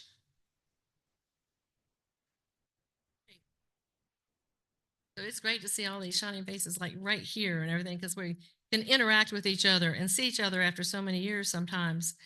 Okay, we're going to go to our speaker. Our guest speaker is a lobbyist from NEA who's going to be introduced. She flew in, her flight arrived at Raleigh-Durham Airport at 1 o'clock. She got over here and she is actually flying back because tomorrow she's got some meetings. But I'm going to have Gwen Russell to introduce her.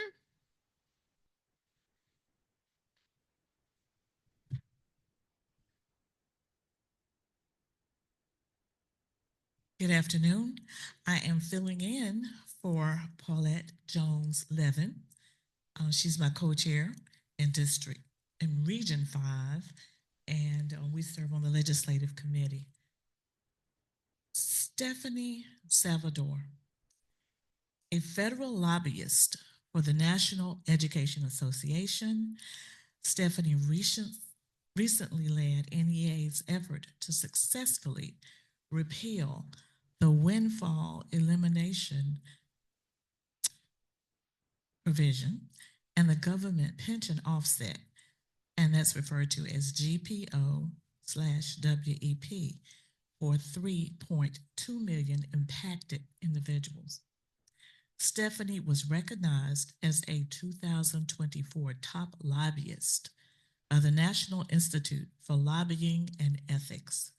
Stephanie has over a decade of experience in politics, and she began her career working in the U.S. Senate. Stephanie serves on the board of directors for the Committee for Education Funding and the National Coalition for Technology in Education and Training. We're very fortunate to have her with us today. We thank her for coming. And with no further ado, Stephanie Salvador.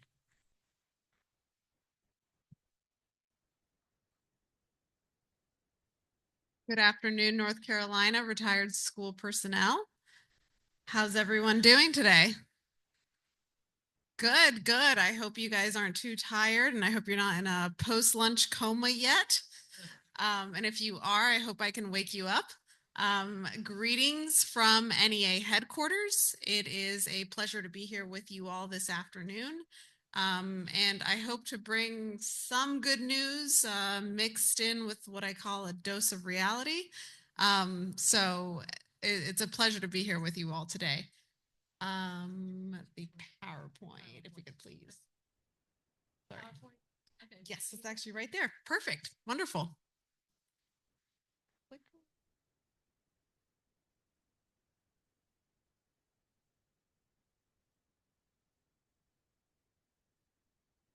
Technology, you can't live without it.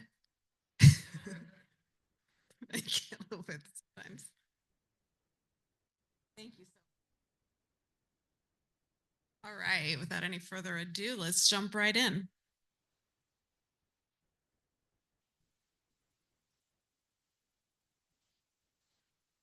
All right, great. So this afternoon, I want to talk to you all first and foremost about GPO WEP repeal. I know that North Carolina is not an impacted state, but I'm just curious to know if there are any of you in the room that are impacted. Perhaps you taught in another state. Okay, great, great. I see a couple of hands. Okay, so this will be relevant to some of you, but I know most of you probably are not impacted.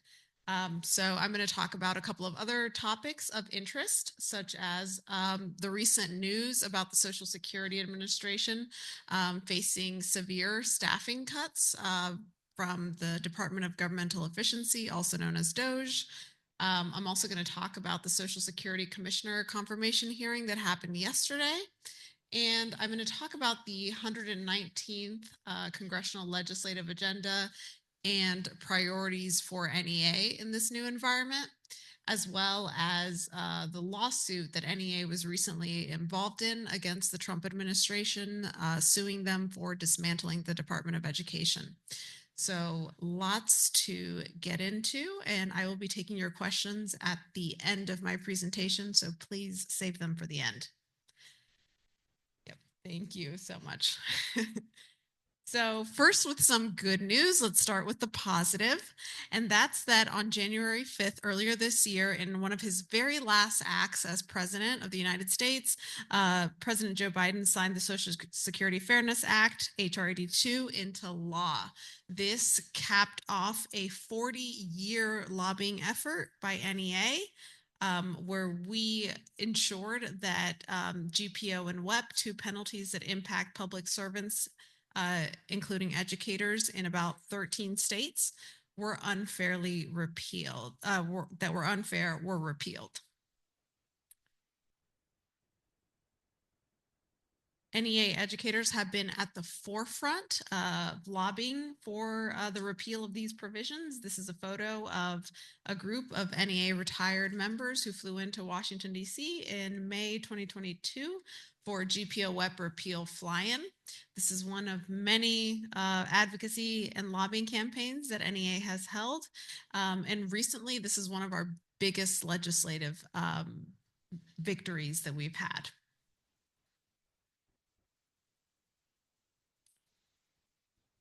So this victory is really wonderful news for a lot of retirees because it's creating real benefits for many retirees who have been forced into poverty based on these unfair provisions of GPO and WEP.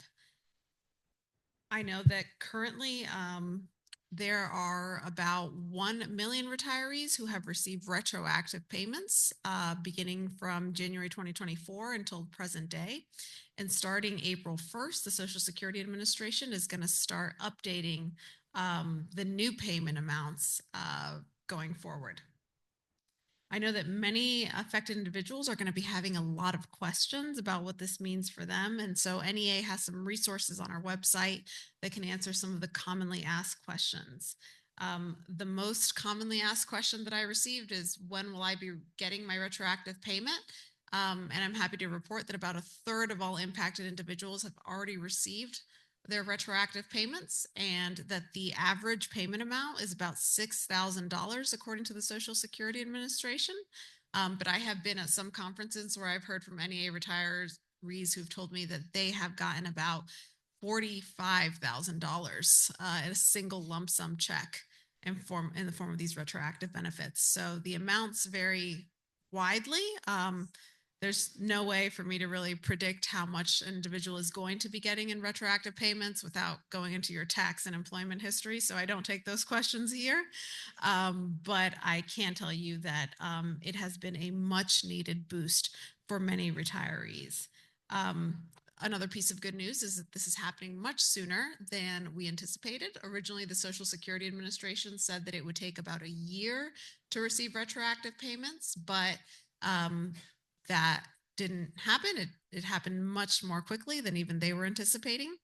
They were able to automate about 80% of these payments, which is why these payments have already started to go out so quickly.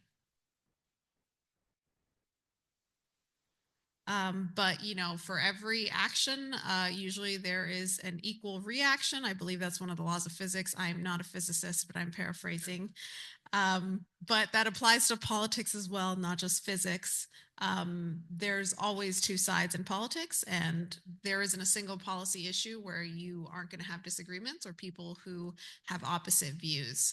And so while the Social Security Fairness Act had wide bipartisan support in Congress, more than we have ever seen in a very long time, there were also people who did not agree with it.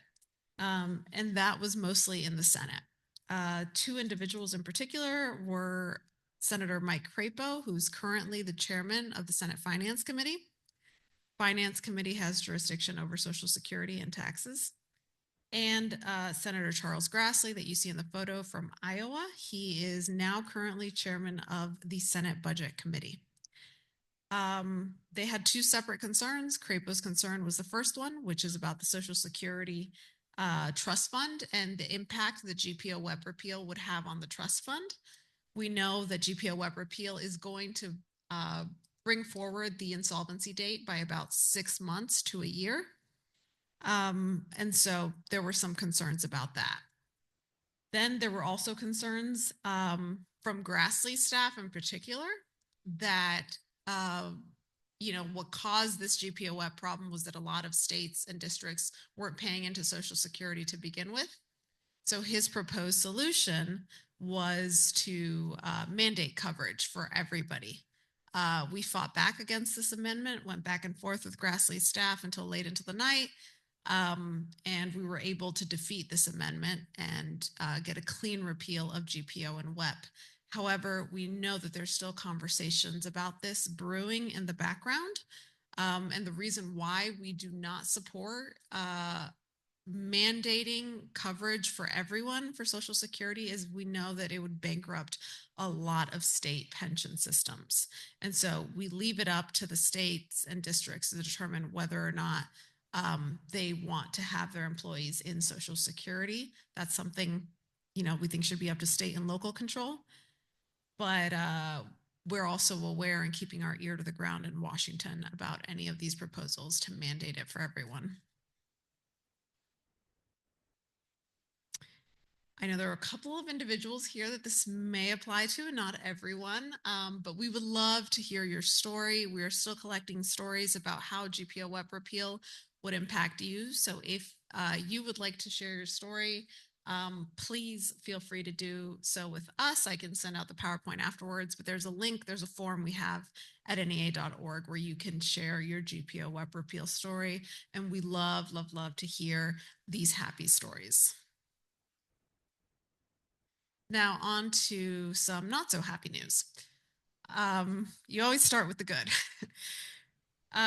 Trump has come in with a mission, we can say. And that mission is becoming exceedingly clear across many agencies. He's using the same playbook, which is to begin with massive staff cuts to weaken agencies internally and, in effect, render them kind of helpless or less effective, which almost amounts to closing an agency without legally doing so. We've seen this with the Department of Ed, and we are seeing this with the Social Security Administration as well. He has said repeatedly that his administration won't touch Social Security, which is a promise that some of his aides are saying only applies to benefit levels that can be adjusted by Congress. But in 6 weeks, we have seen the massive cuts that he has taken to the Social Security Administration, and that has taken a toll on access to benefits, right? Because if you can't reach somebody at the Social Security Administration, that's going to impact the level of customer service. That's going to impact your ability to maybe file for benefits, to get answers to your questions. We've heard about horrible wait times of over 6 hours sometimes at SSA just to get on the phone with a real person. So we know that we had these problems even before Trump took office, and now they are made much, much worse because he has, done major staff cuts. So you can just imagine how these problems are going to keep piling up. Before Trump took office, SSA had issues. They had aging technology.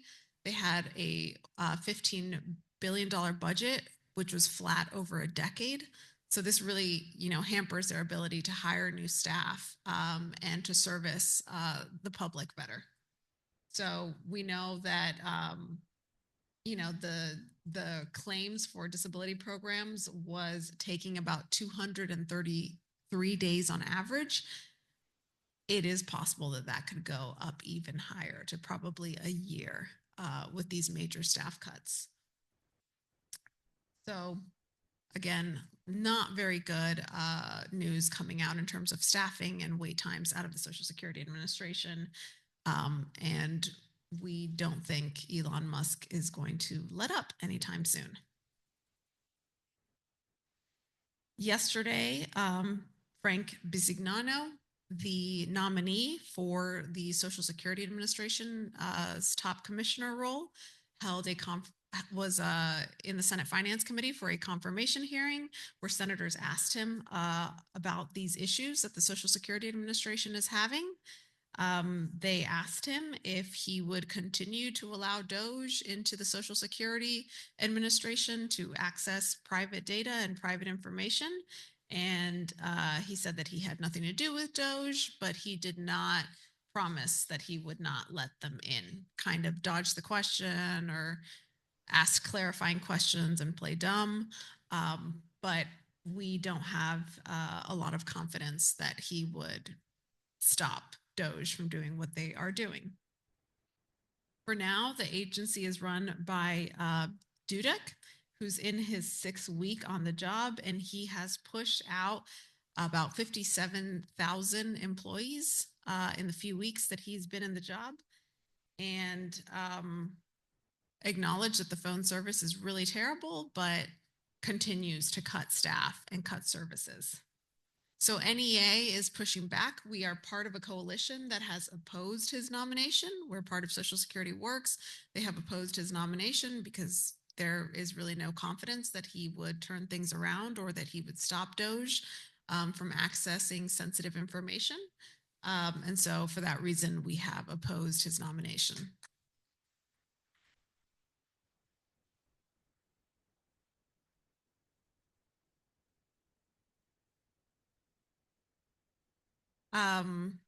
there, is a bigger picture here. It's not just DOGE is coming in and making staff cuts. It's all for a greater purpose, right? So zooming out, let's take a look at the larger picture. And the larger picture is that the GOP wants to cut as many government services and government spending as possible in order to give massive tax cuts to billionaires. That is the ultimate goal, right? Exactly. This would impact millions and millions of Americans. We know that support for vulnerable students would wither while he is going to try to pass a voucher plan to privatize public education and divert taxpayer dollars from public to private and religious schools. So we know that's their ultimate mission, right? That's their end game. And they're using the same playbook for the Department of Education as they are for the Social Security Administration, as they are for pretty much every agency, which is to weaken it from the inside by having these massive cuts to staff, cutting staff, down to the bare bones, saying that this is saving the government money, and then trying to use all these savings to plow it back into tax cuts for billionaires. So they are trying to do this through a special process known as reconciliation. And essentially what reconciliation is it allows them to pass partisan legislation through a budget process that skirts the Senate filibuster. So under the Senate filibuster, it takes 60 votes to pass a bill, but under reconciliation, it only takes 51, really 50 if you count the vice president, because the vice president is allowed to break a tie. So it takes much fewer Republican votes to pass something under reconciliation. But reconciliation plays by special rules. It can only touch taxes, spending, and budgets. And so they are trying to pass a lot of their spending and tax cut plans through reconciliation. Generally, the Senate parliamentarian is like the referee that decides what can go in or what can stay out of a reconciliation bill. And they cannot cut funding for discretionary programs like Title I or special education through reconciliation, but they can touch mandatory programs except for Social Security. That's the big caveat. Mandatory programs except for Social Security. And in the education space, some mandatory program examples are like Pell Grants, for example. So they can touch certain things in the education funding space, but not others. And again, Social Security cannot be touched under reconciliation. There's very clear rules about that. However, they can touch Medicaid. That's considered mandatory spending. They can touch CHIP, children's health insurance. That's also considered mandatory spending. So it's very likely that in order to pass this massive tax and spending bill, they may have to make huge cuts to Medicaid, for example, and children's health insurance, which is a really, really terrible thing, given that Medicaid is healthcare for poor people. And we know that there will be people who die if they get kicked off of their health insurance. Here are some things that are potentially on the plate for the GOP reconciliation bill. The first one is vouchers, as I just mentioned. They are trying to do a set up like a voucher type of tax cut where if you donate to a private school voucher scholarship is what they're calling it, the government will pay you back the same amount that you donated dollar for dollar. So normally, when you try to claim a tax credit, the government will give you back a percentage, right? Usually it's like 30%. In this case, they would give you every single dollar that you donated back. And you can also donate stock. So a lot of rich people may donate stock, for example, and then they don't have to pay the 10% capital gains tax on the stock. And the government just gives them dollar for dollar what the stock is worth, and they get to evade taxes that way. So it's a really big actual tax loophole for vouchers and privatization that is on the table right now and being discussed. We know that immigration is also being discussed. Ramping up immigration enforcement, unfortunately, is something that we're already starting to see, but it's definitely something that is in the GOP reconciliation bill. There are also higher education cuts to student aid and loans. As I mentioned, Pell Grant is considered mandatory funding, so we could see big cuts to student loans and student aid that allow middle income and low income students to go to college. School meals is on the chopping block. Medicaid, as I just mentioned, and CHIP. And they have proposed $330 billion in cuts to education over 10 years. So these aren't tiny cuts. These are pretty massive cuts. As I said, and the ultimate goal is to cut spending for the public as much as possible and increase tax giveaways for billionaires. So that's an illustration of what I was just talking about.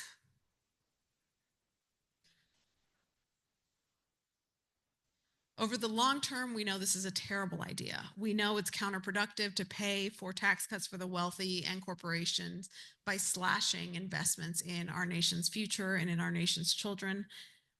Yet the menu of potential cuts includes public education, student loans, school meals, Medicaid, CHIP, and more. And I would argue that Medicaid is actually a direct and an indirect cut, because Medicaid is obviously a direct cut to health insurance for poor people, right?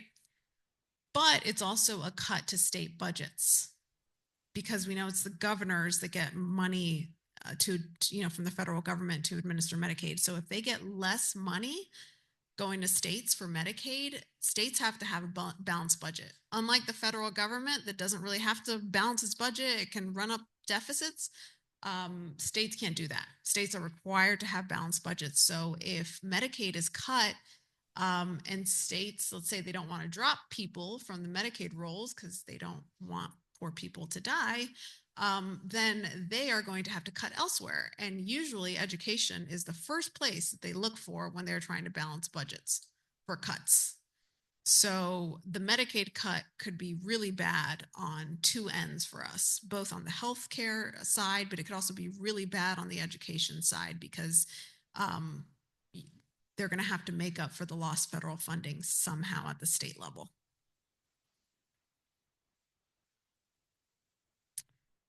As I mentioned, this is how the GOP voucher would work.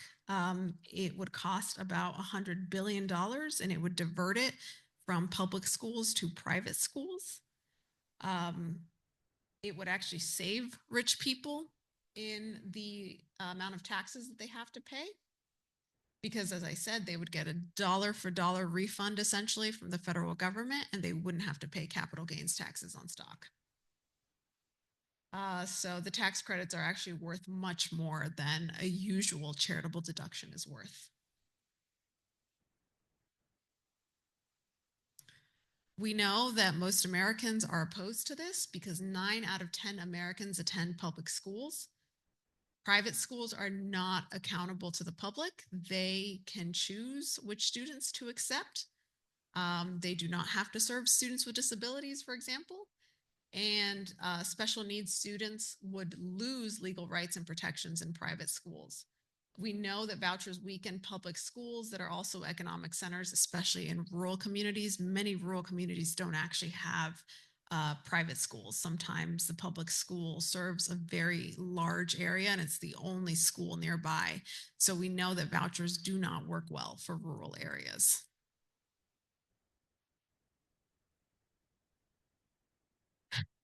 And then in his ultimate act to try to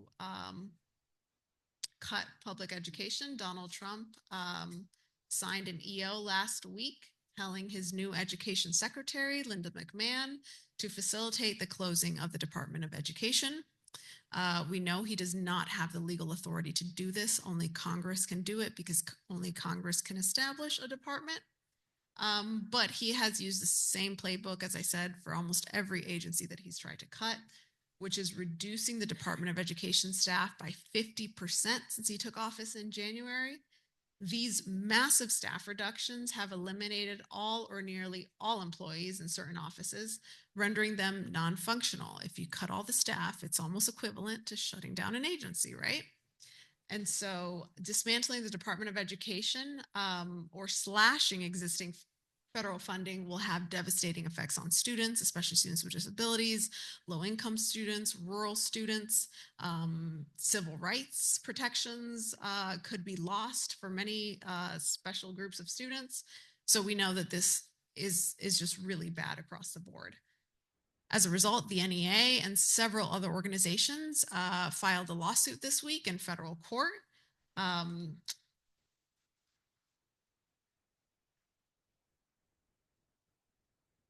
We are arguing this is unconstitutional, that a president does not have the authority to close down the Department of Education. Only Congress can do that. And that essentially, if he fires 50% of the staff, then the agency is unable to carry out many of its functions. And so this is equivalent to dismantling the Department of Education. We were joined by the NAACP and AFSCME in this lawsuit.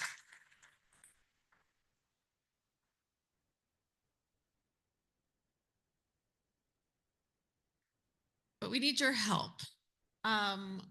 There are so many ways to get involved right now, and I think retirees have always been some of our best advocates. So we thank you for that. We thank you for everything that you guys did on GPO web repeal. But now we need your help to push back against what is increasingly becoming an authoritarian regime. There are many ways to get involved. The first one is to take action. On the NEA Action Center, we have 3 calls to action that are very relevant and important right now that I want to highlight for you. And the first one is to stop the closing of the Department of Education. There's a Take Action tab for that, where you can write your senator or your congressman to tell them that you oppose this and to tell them that you think that this is unconstitutional and that they need to fight back. Congress is a co-equal branch of government, and sometimes they forget that they're a co-equal branch of government, but they are, and we need them as a check to the executive branch. Another call to action is to tell Congress to stop the destruction of the Department of Education. Sorry, that's the same one. To oppose the Republican budget resolution. So the reconciliation bill that I was talking to you about that would have those massive cuts to education. You can tell Congress that you do not support these massive cuts to education and a lot of the other cuts that they're proposing in this reconciliation bill. It's very easy to take action on our Action Center. But beyond doing that, there are many other things you can do. I don't know if you all have seen videos recently of town halls. Please see if there is a town hall in your area. And if there's not, you can always organize a town hall. We have some resources available on our website that I can also share when I share my PowerPoint about how you can actually organize a town hall to tell your members of Congress what you really think. And then another great way to get involved is to write op-eds in your local paper. We know that a lot of members of Congress like to kind of keep tabs on what's going on back in their district and in their home state. So writing op-eds in your local paper is another great way to get involved. These are just 3 suggestions, but there are, of course, many more. If you are on the NEA Board of Directors, of course, you have many opportunities to come to DC and lobby as well. So thank you guys so much for your support, for taking action, for everything you are doing for public education, and for allowing me to come and speak to you all today. I will take your questions now.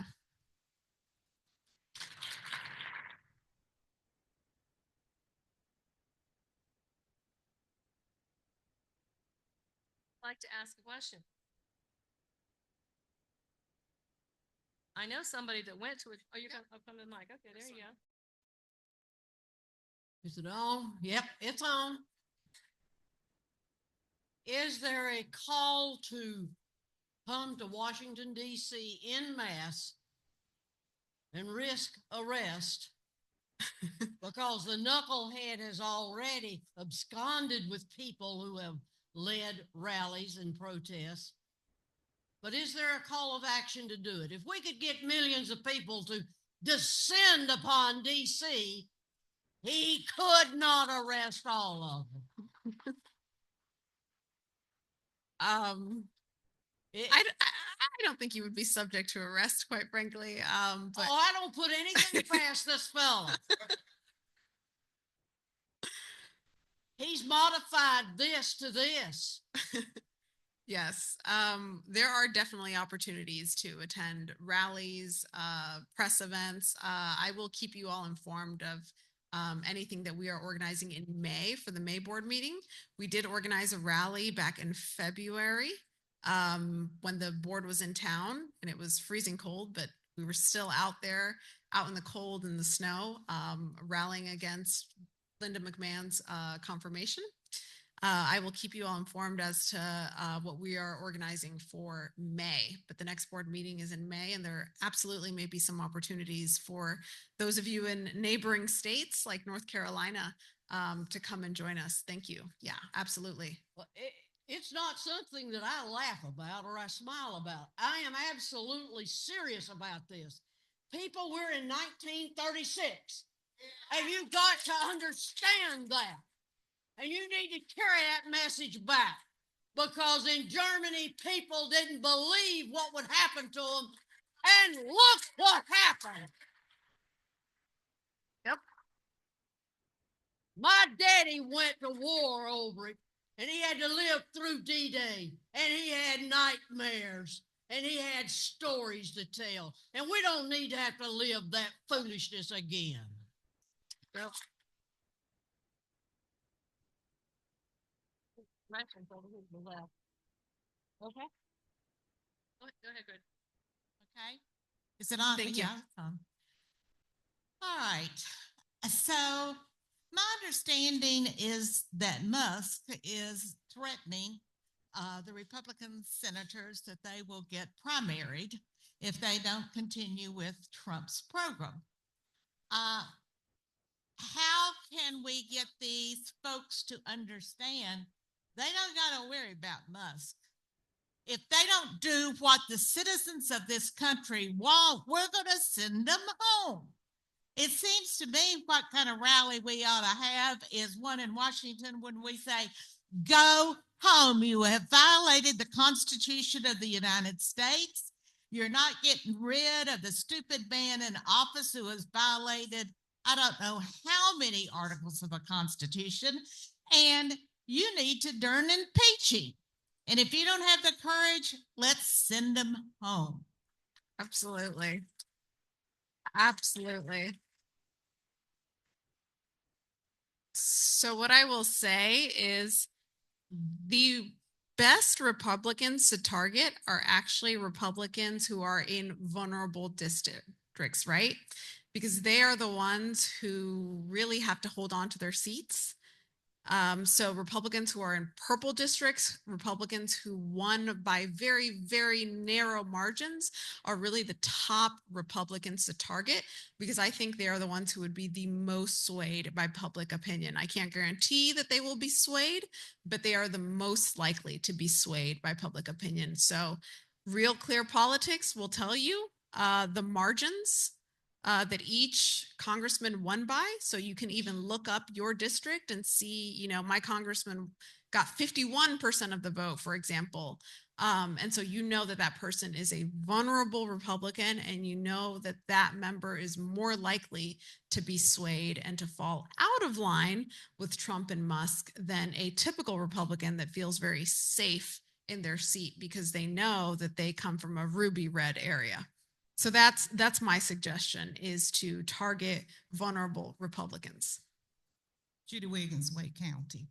So I am really concerned with the fact that I'm writing my legislator, I'm sending emails, I'm making phone calls.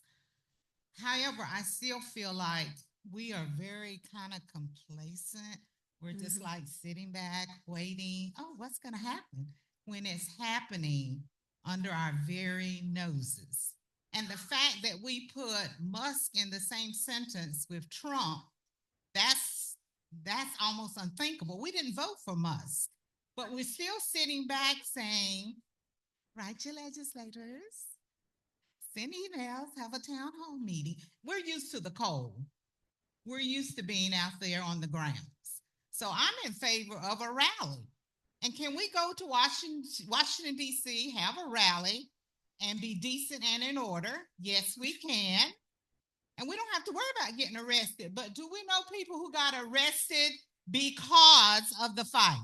They gave it, they did that. So that's nothing new either. Sometimes you have to give up something to get something. Absolutely. And I'm just a little appalled over the fact that it's almost like we're very laid back, waiting for something else to happen. And every week something happens. So I'm about action. I don't have a problem coming to DC. Thank you.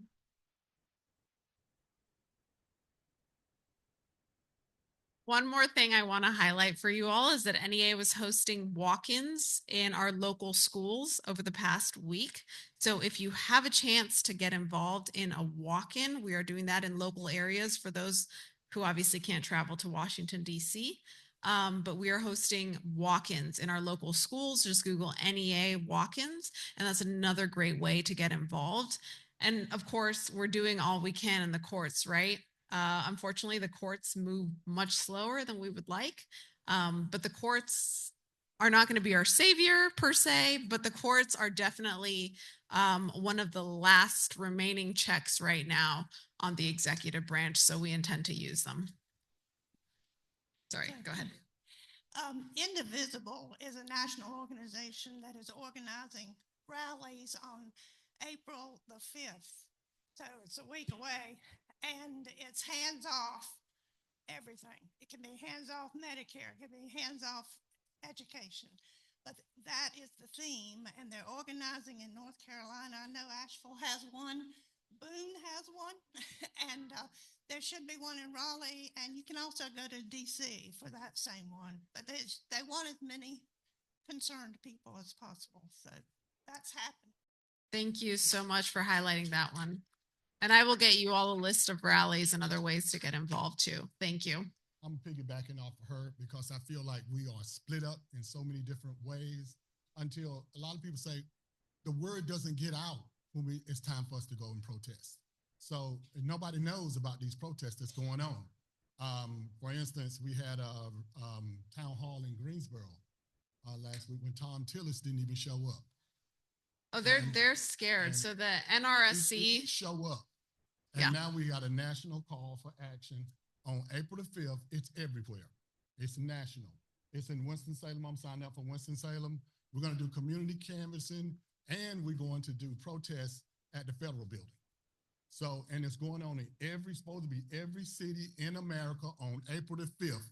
So I just want to reiterate what she has said, and that we be all on one page, all on the same page, so we can protest. And thank you for everything that you are trying to do for us. Thank you.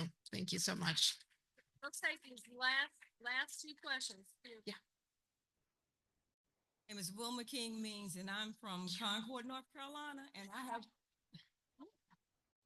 I've been a candidate for school board in that campaign, I came to realize the midterm was an opportunity that we did not really embrace.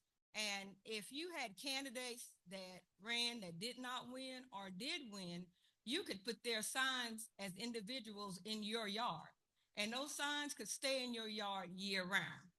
And that way, if people came by and saw them and recognized that person, that might give them an extra edge, because you can't put them on the side of the road but as an individual, I've had signs that candidates won and some of them lost, and they're in my basement. So I could do that. And that would be a way that the people who can't go to Washington, the people like me who are not computer literate, could do something grassroots, because a lot of the people in our community have recognized us as their former teachers. And if they see that the former teachers are backing some of these people, that might be the impetus we need to encourage them to get out and vote. Thank you. Yes. The midterms can't come soon enough, but we're still about a year away. So So- last question over Yes. here to the left. Right, so that this is more of a comment. My name is Nina Morley Day from Orange County, Region 4. And the other thing I want to make sure everybody in this room knows, there is still a race that's not decided here in North Carolina with Griffin and Allison Riggs. We need to, and this matters no matter what political party or who you are. This is a way that they are trying to disenfranchise people after the vote. The brief thing is people voted under the rules that they had. The ones overseas did not have to have a picture ID. Some of the things that are wrong with those votes that they're trying to throw out are just data mismatches with hyphens and names or no hyphens and names.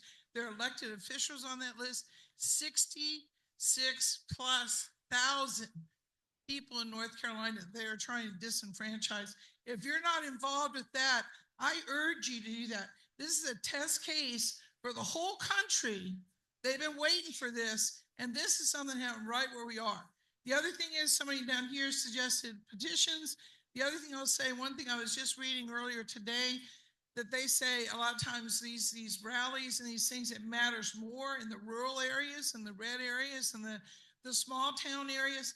You all know North Carolina, we have a lot of great cities, but we have a lot of areas that are rural and small town. We need to be bold. We need to be brave. We need to stand up and say, no, not here. In many of the counties or rural counties, it's the big employer. You all know that. Those of you that are from those areas, 90% or 90 of the 100 counties in North Carolina, the public schools are one of the top 3 or 4 employers. We need to start hammering that home, because if they cut all this and they cut our jobs or cut the people that are working now, the jobs, that's going to eliminate a whole bunch of the economic stuff for the whole state and for the whole economy. So we need to stand up. No action is too small. Don't be afraid. Find somebody else. You know, if you know me, call me. I'll come someplace else in the state and be there with you. But we have got to do this now. We can't wait later. We can't wait for the NEA. We're thankful for what you're doing. We're thankful for the lobbying. But also Colleen and some of the rest of us speak to the General Assembly all the time. Get involved.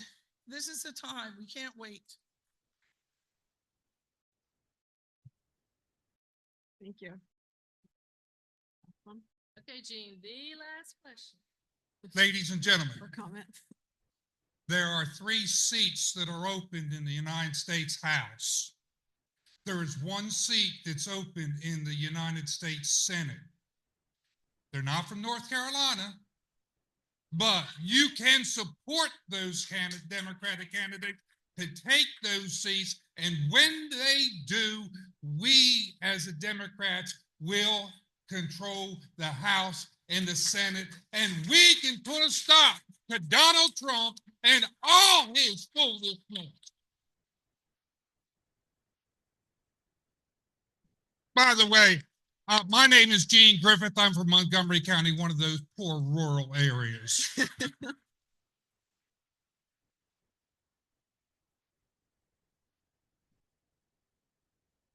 That's going to be hard to follow. I'm Marty Griffin, Transylvania County President and a member of Region 1A. I'm going to tell a story. When I was in college, I walked in and asked my history professor, we had to read a book every week and report on it. And I just went in and said, can I just read Mein Kampf and report on each chapter I read to you? He said, that'd be a great idea. Show of hands, how many of you have read Mein Kampf?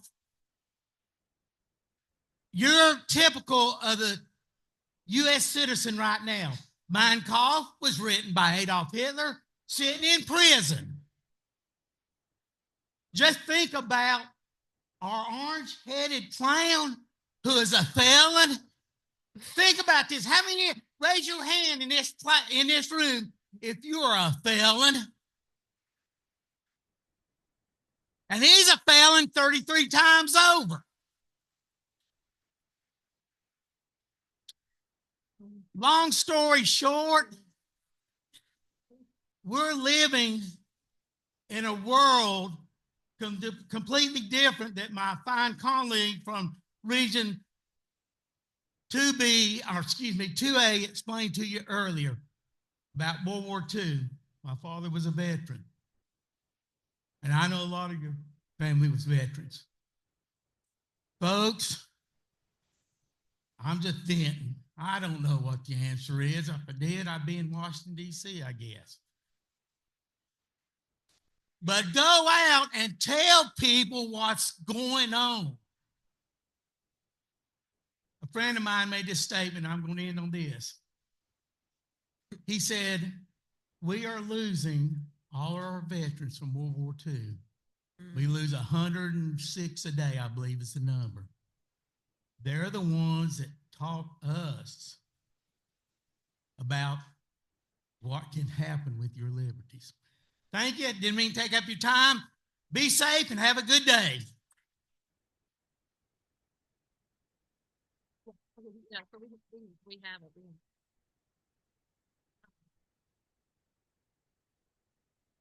Thank you so much.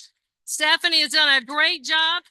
We also, Roger suggested that we take her PowerPoint, could we put it on the website? And she said, sure. Tara has it. So Julie, you should be able to get that. Who knows? You can put it up as soon as you can. Okay. And hold on. So with Stephanie, we have a small gift for her over here for coming down here today in the midst of everything and flying back. So we really appreciate her coming. Okay, Gretchen, quickly, we got to get on to the next session. Okay. Before Where's you Marco? go back to Washington, there's one thing that you need to be real aware of. We have folks here from Greensboro, North Carolina. And in Greensboro, North Carolina, they have the original soda fountain from Woolworths, where the first. Okay, so we know what DEI means. And that's one thing that we need to start standing up for. Nobody gets to tell you who's your friend, who you love, where you can go to school, where you can go to church, or anything else. That's just not American. And we need to let that orange guy know that he ain't American, and for sure, Musk never was an American. He came from South Africa, the home of apartheid. Okay, now that you've gotten all riled up and excited, we hope we have some great opportunities for us to show up with our canes or whatever and see if we can protest. But now we need to turn to the foundation, because this is what John Wilson's been waiting for all day. He's afraid we're going to run out of time before we got to him. And, it was a possibility. But we've got Marka Ham, the executive director of the Foundation for Public School Children. So I'm going to let her do a little introduction. Then John's going to start, guess what? The auctions. So we've got auction stuff here. So go to it, y'all. Thank you, Linda. It is so good to see some of my favorite people in the whole world, you amazing retired school personnel, educators. It really is good to see you. And you know what? I get to see you year round. I see you in your generosity as the love offerings flow in. I see you in your volunteerism. And I see you in your advocacy for children. And trust me, you are heroes.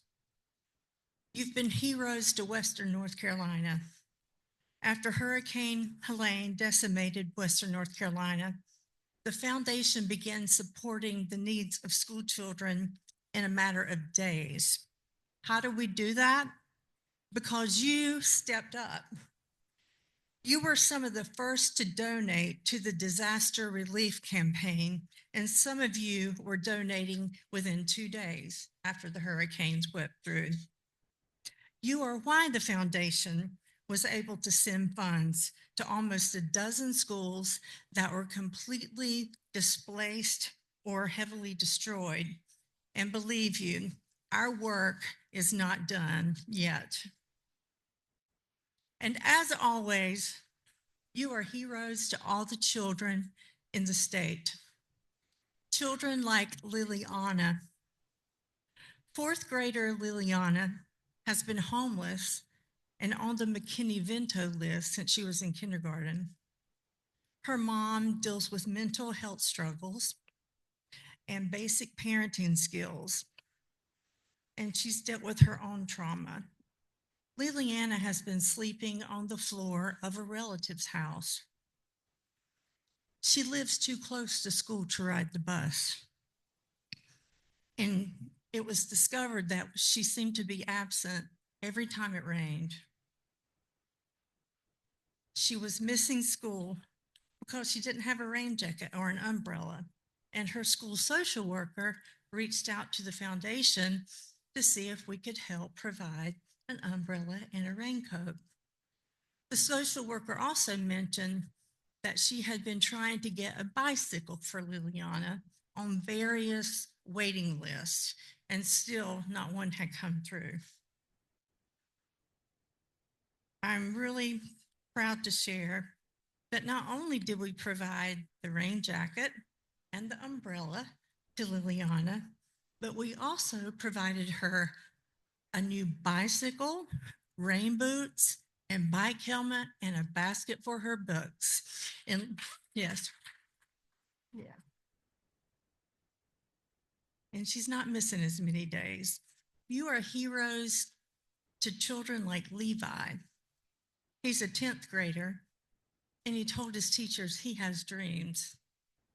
One of the dreams is to graduate from Rocky Mount High School and to be able to walk across the stage when that time comes. Levi came to the U.S., to Nash County in particular, during the COVID pandemic. He arrived with significant abnormalities in his legs. And when he started school in Nash County, the teachers were able to find a wheelchair for him to use. It wasn't that long ago, Levi was evaluated by a physical therapist who reached the conclusion that with custom fit orthotics, ankle orthotics, Levi would eventually be able to walk independently. But with no insurance, not eligible for Medicaid, and a struggling family, his dreams seemed so far out of reach. Then his school therapist connected with our foundation. Today, Levi is walking through the hallways in the gym, engaging with his, yes, thank you. He is able to engage with his peers at eye level. And thanks to this foundation, Levi will walk across that stage in a couple of years, thanks to you. And one other, you're heroes to children like Sammy. Sammy's aunt and uncle have been trying for a year to get him eyeglasses because his eyesight is causing him to struggle significantly in 3rd grade. Sam's mom left him with his aunt and uncle and disappeared. Because the aunt and uncle do not have legal custody of Sammy, they cannot add him to their insurance. Their financial burden has been increased with Sammy's arrival, along with his 2 little sisters and their own children. Between trying to get legal custody of Sammy and trying to find a way to get him a pair of eyeglasses, it seemed like all they have faced are closed doors. 1 year trying to get a child a pair of eyeglasses. But it took one call to this foundation from Sammy's assistant principal to us, and this 3rd grader had eyeglasses within a week.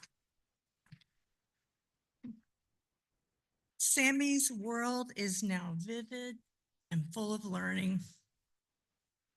And North Carolina's retired school personnel, you, my friends, are heroes to the future of public schools through our amazing teacher cadet program. More and more school districts are implementing the Teacher Cadet program in all their schools as their long-term teacher recruitment strategy. And our most recent is Gaston County. They'll be implementing in the fall. Every year, Teacher Cadet is sending hundreds of high school teachers into the pipeline. And in partnership with NCAE, we are offering more scholarships to high school seniors and college juniors. Making the transition from Teacher Cadet to college must be affordable for the success of the program. The North Carolina Foundation for Public School Children is so unique because it is statewide, and in partnership with public school employees, we are accessible to every community, every county, every child enrolled in a North Carolina public school. And I don't know another state who does this. And I don't know another state whose retired teachers and educators do what you do. And believe me, when I am on the road from the Teacher Cadet State Conference a month ago or wherever I speak, I let it be known. I always say, do you know who the largest collective group of donors is to this foundation? And I tell them it's retired teachers and educators. So thank you. With your continued support, I pledge that we will continue to build support for our public schools in a way that always makes you proud. Thank you for all you do.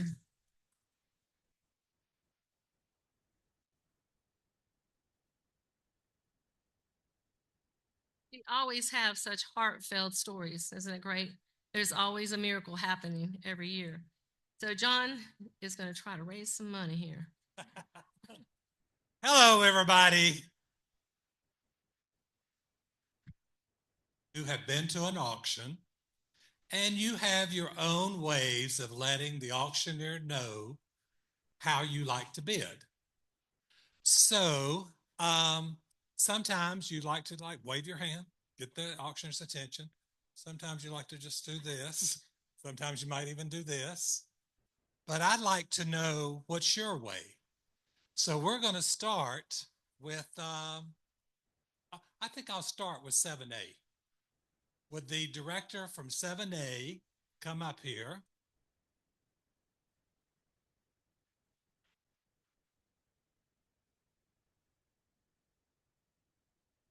Thank you.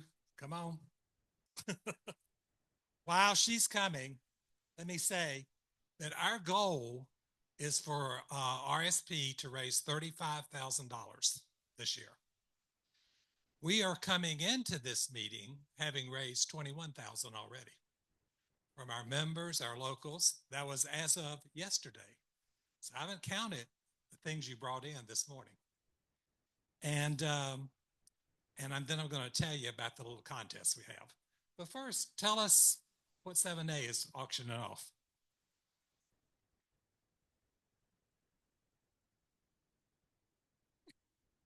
How many of you like to smell good? You've been had a hard day. You want to go home and just what? Get in a nice hot water, get in a bathtub, and get that soap and smelling good.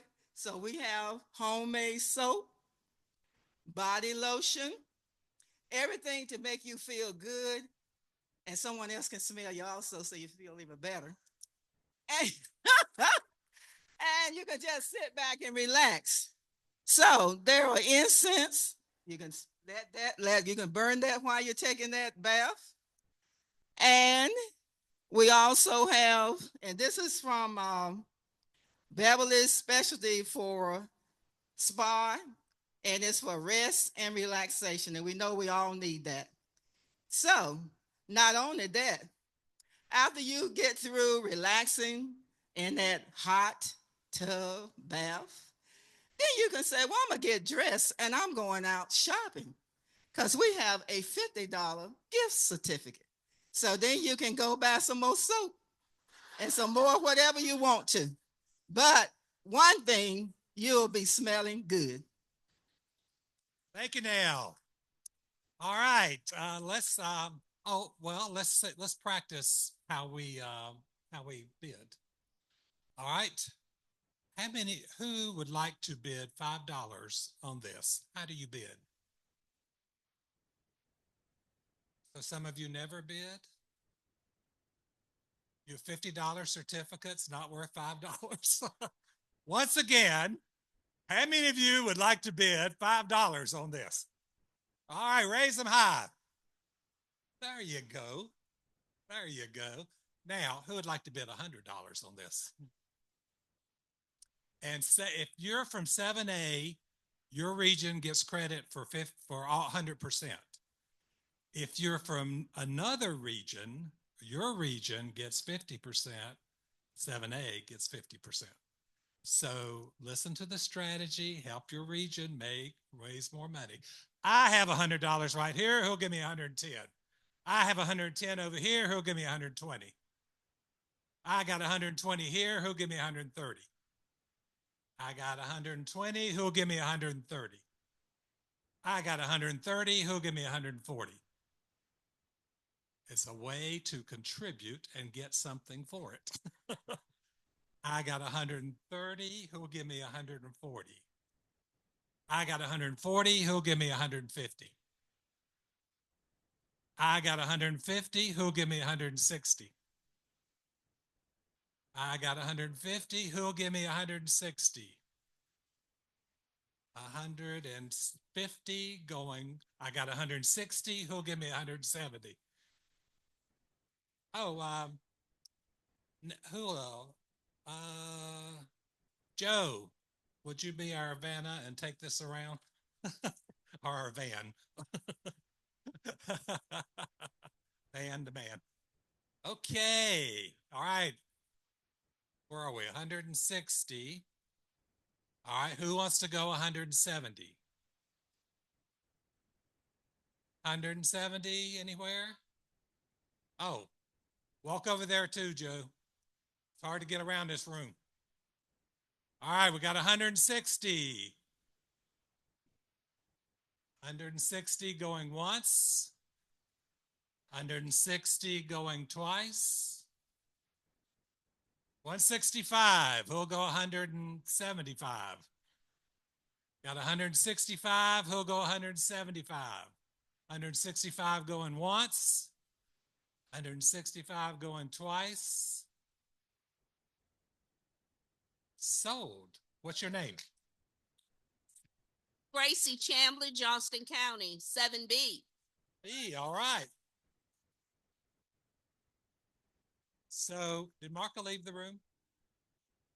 Okay. If you'll write your check, if you'll do a credit card, you can do it out at the table where Marka is. Now, the top 3 regions that raise money will get a golden ticket to the Champions for Children Gala, meaning 10 people from that region can come to one of the best restaurants in America by Southern Living and enjoy a wonderful evening honoring Governor Josh Stein, the North Carolina Courage women's soccer team, Epsworth Methodist Church, and Reverend Donna Banks, Replacements Incorporated from Alamance County, and CEO Bob Page. And I always forget the 5th. I'll leave out 1/5. I'll remember it in a minute. So right now, and we had a little change from Sunday. Right now, Region 5 is the first at $6,471. Region 4 is second with, no, excuse me. Region 2 has gone into the second place lead with $3,361. Then Region 4 is in third place with $3,015. Now, right on their backside is Region 6A with $2,130 and Region 3 with $1,580. So they're high competition. But I'm going to throw another link in this year because I've been kind of watching. And sometimes it's hard for the far west and the far east to come to Raleigh. So I am going to ask 1A and 1B to compete for a fine dining for 10 in their region. They can't come to us, we'll come to them. Whoever wins the most between 1A and 1B, and right now, 1A is leading 1B by $425.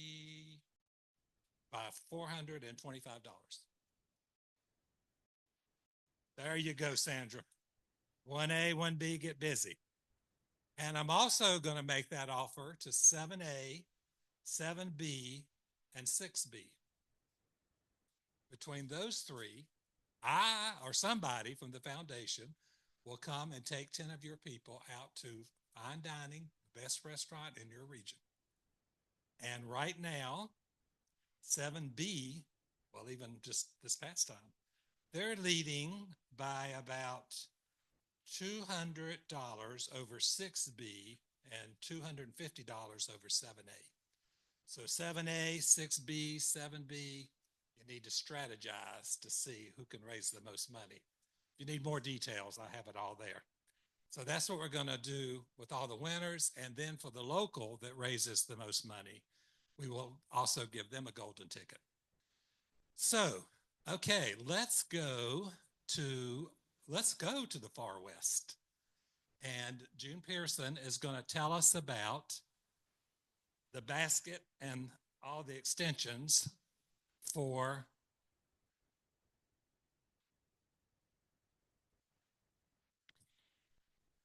I've got a little bit of a long story to tell you, and I'll try to keep as short as possible. Gretchen, are you back there? 6 months ago, tomorrow, Gretchen's daughter went to work in Asheville to a hospital. Gretchen did not hear from her for 2 days. 6 months ago tomorrow morning, I woke up to a slight breeze blowing on my mountaintop house and looked out the window and thought, it's only 30 or 40 mile an hour winds. We get all kinds of winds like that all the time. I still had internet at 7 a.m. By 8 o'clock, we had lost 90% of our communications, 90% of the roads around me. I had no electricity, no water. We had no mail service for the next 7 weeks. One of the first calls, the disaster that went out from our area, besides for water and food, was for mailboxes so people could start getting their mail again. My aunt in Fayetteville had put us on the missing persons list. We were there for 4 days before my cousin was able to hike a mile and a half up to the Blue Ridge Parkway and catch cell service tower signal to Marion and Asheville and let them know that we were fine, we were alive, we just couldn't get out. And we didn't get out for 4 more days. When we finally tried to go to our nearest town, to the grocery store, a 30-mile trip away, which normally takes us a half an hour, we got out by way several back roads that were half gone, and we went by houses that were floating away, and finally got into town 2 hours later. That's how bad the roads were. We got to the doctor's office that day. We found out our Walgreens in Asheville, where we normally get our drugs, had 8 feet of water that morning. And that's what we lived with for the next 7 days until we finally were able to get out. But we're strong. The mountains of North Carolina are stronger than the storm. And that's what 1A's basket is centered around. We lost many businesses. You've probably heard via the news that we're back and open, and we are in about 2/3 of the places. Asheville City, Buncombe County is mainly open. Where I live in Yancey County, about half open. I will return to my home next week. That's the first time we've been back since then. We have electricity. We have water sometimes. When the wind blows, the trees sound like shotguns falling down on the house and on everything else around the area. It still sounds like a war zone at times. And that's what we lived through for that first week that we were there. Because the helicopters came over every hour that there was daylight. All the Blackhawks and everything dropping water to us. And other supplies. The school systems remain closed until mid-November and partially reopened bus routes. There are still areas that have no internet service in their schools. We have remote school 3 out of 4 days a week, just about every other week. We had one school totally wiped out. Did not flood, but everything around it flooded and there's water in the damage. And so that school is closed. There are still 2 more schools in Western North Carolina that are totally closed, and the kids and the teachers have all been shipped someplace else. One of them is Mitchell County to the slightly to the north of me, and Madison County, which is slightly to the west of me. If you don't have internet service, you can't get school, even though it is called remote school. During the pandemic, they sent modems out on buses. Buses can't run on roads that are not fully repaired yet. So we're open, we're stronger than the wind, and we are stronger than the storm. And our basket has in it many different items. We tried to only buy from merchants who had suffered damage or who are totally gone.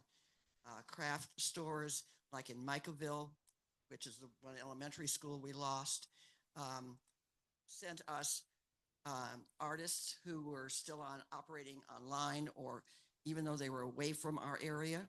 So we've got some of their craft items from that area. We brought items from merchants that were primarily sending their complete money to the relief effort still going on. This brewery was flooded out, is operating now mainly online from what I understand from Gretchen. There's I think some type of refreshments from one of our distilleries that has also had to close and receive damages. So we've been collecting things basically from the West. Ginger beer, you name it, we've got it on here, including the glasses, pottery from the artists who are trying to operate away from our area online and recover some of their losses, but who are donated to the Western North Carolina relief area. There's Biltmore Wine. Remember, Biltmore was closed. If you've ever been to the entrance of that entrance, flooded above my head. Biltmore Village will not be open for another 2 or 3 years when it does rebuild. My Lowe's and my Walgreens relocated to the mall on the hill, about the highest hill in downtown Asheville area. It is amazing what we're still able to do. But when I go back up next week, I will have no internet still. We will intermittently lose electricity, and we will intermittently lose cell service. That's the realities of what's happening. Marty Griffin, who you heard speak earlier, brought us pottery from some of the potters out in Transylvania County. We have pottery from 2 or 3 other of the folks who are craftsmen in our area. Gretchen, I'm ruining this. Gretchen wrote me cheat sheets on what we all have in this basket.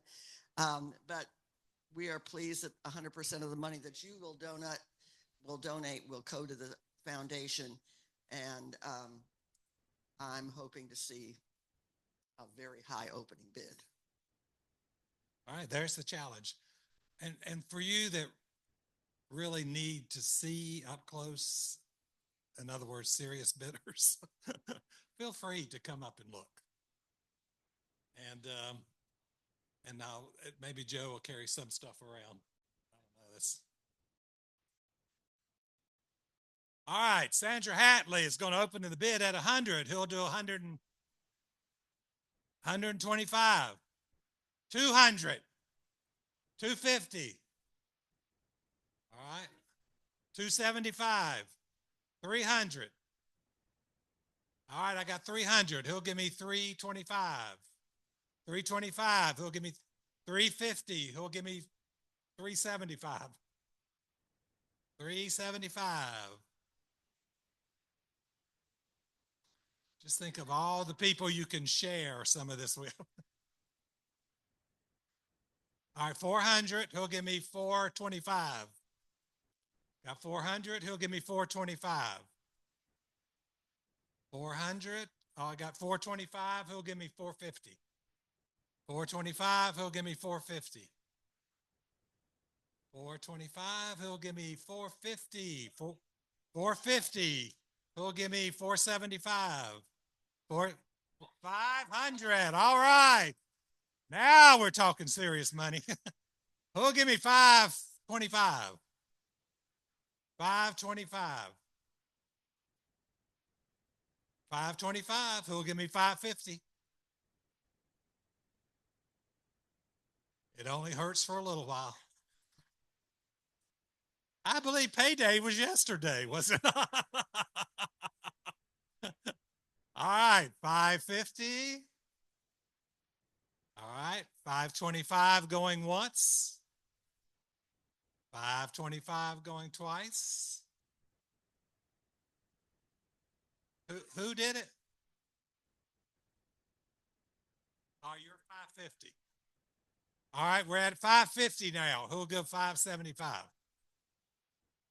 550 in the back. Who'll do 575? All right, 550 going once. 550 going twice. 550 sold. Stand up and give us your name, your local, and your region. All right. That will be divided between 1A and 3. All right, now we're going to Ramos up here. Okay, let's get that little basket over there. Okay. Okay.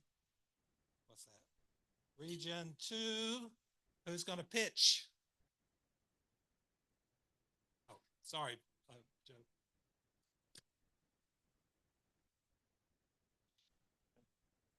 A lot of goodies falling out. All right, start with that. I know you about that. Amy is going to pitch for us. Yes, it is. I gave my husband one of these for Valentine's Day. It's the top of the line for Crown, and it's very pricey. Straight from Canada.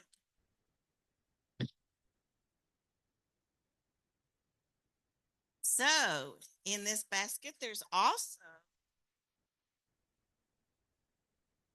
and by the way, this basket is very fancy and a lot of work went into that. Bottle of wine from Fresh Market, buttery Chardonnay. There's also from the liquor store. Did you know that you can get some recipes? They have a monthly paper. In fact, the April grapefruit mojito if you want that directions recipe, blood orange margaritas, watermelon sangria. That's for May. And June is the fuzzy Italian navel. Fuzzy navel. All right, else in here, wonderful chocolates. Asheville mix June of salted caramel, fig and olive crackers, yummy Pepperidge Farm double chocolate Nantucket cookies, some chocolate caramel cookies, 2 wonderful bottles of alkaline source water, and Virginia peanuts. These hubs are like $10 a can. So I think that's it. Thank you, Amy. All right. Region 2 offers a basket full of goodies that will make you sleep well at night. A little toddy for the body. All right. We've got 100 up here. Who'll go 125? 125, 150, 150, 175. 175, who'll do 200? 200, who'll do 225? Got 200, who'll go 225? 225, who'll go 250? All right, got 250, 275? 275, 300, 300, 325? 350, 375, 375. Roll those dice.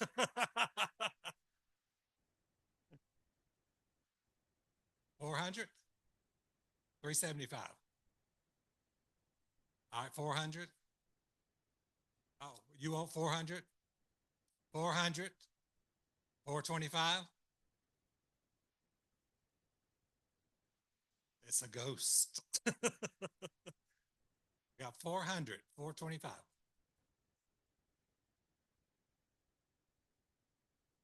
All right, let me come back to, all right. All right, anybody? 425, Region 2, are you out there? 425, 400, going once, right, 400? My short-term memory. All right, 425. All right, Mary, you have 400, right? All right.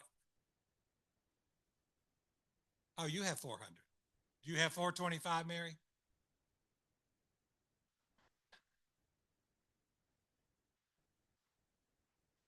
Do you want 425? Go ahead, roll those dice. 425, 450. All right, 425, going once. 425, going twice. 425, sold to Mary McCrae from Region 3 of Charlotte-Mecklenburg. So Region 3 gets 50%. Region 2 gets 50%. Now for our last auction item for today, we're going to turn to 6A, right? All right, who's our pitch for 6A? All right. Okay. It's heavy too. Our Region 6A basket is called Fine Things, from a Danielle Steele novel with that title, about a man who owned a department store called Fine Things that carried many luxury and comfort items. He finally found his happy ever after. Included in this basket, we have the novel Fine Things by Danielle Steele. We also have a Nora Roberts novel called Lost Love Found. And we have a $100 gift certificate to Barnes & Noble. Included In the basket, we have fine beverages, including 4 wines, 1 Locklear wine, Love in a Bottle, a Stella Rosa, Pinot Grillo, as well as 2 other fine wines. We have chocolates, Lindor, truffles, Ferrero Rocher. We have fine cookies, Dosetta chocolate rolled wafers, healthy omega mixed nuts. There's also a fine Michael Kors hat and glove set, Bebe purple bling slippers, a Brahmin cosmetic case, a fine piece of signed pottery from Moore County. And to conclude, for a fine bath, decorative candles with quite a few bars of goat milk soap and lavender soap to go with your fine wine. Okay. All right. Oh, you'll hurt your back. All right. She gave a great description. And think of Saturday night. You're going to have a good time on Saturday night. All right. Who'll start the bidding at 200? All right. 200, who'll go 250? 200, who'll go 250? Oh, 250, who'll go 300?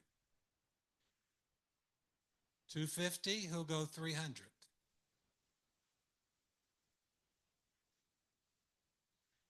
Oh, I got 300 up here. What did you have over there? All right, how about 325?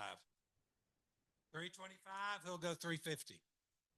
350, who'll go 375? 375, who'll go 400? 375 here, who'll go 400? You're about to get a good deal. All right, 400, who'll go 425? Still a good deal. 425, who'll go 450? 425, who'll go 450?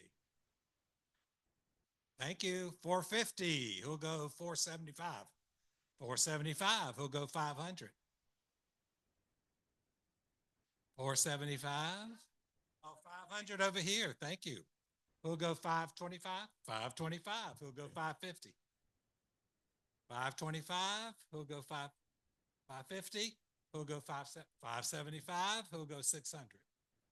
600, who'll go 625? Who'll go 650?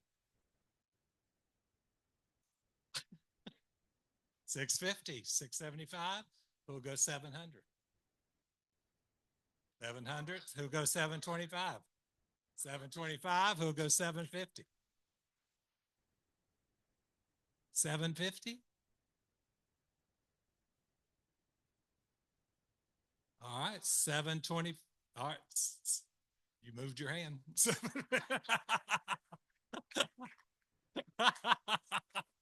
750, who'll go 7.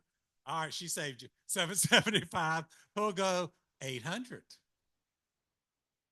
775? 775, going once. What region are you from? 7B, region 7B. All right, 775 going twice. I did the once. So tell us your name, your region is 7B. And what's your local? Wayne County. Thank you, Judy. All right. Now, if everybody in this room averaged $50, we would get to $35,000. So you can kind of see what folks are doing. If you haven't gotten your name on the honor roll for sharing and caring, we'll be publishing that honor roll. We publish it within the foundation network and the RSP network and anywhere else we can publish it. And we got about a long list. About 200 of your colleagues have already made contributions, anywhere from $5 to $500. That's from the members.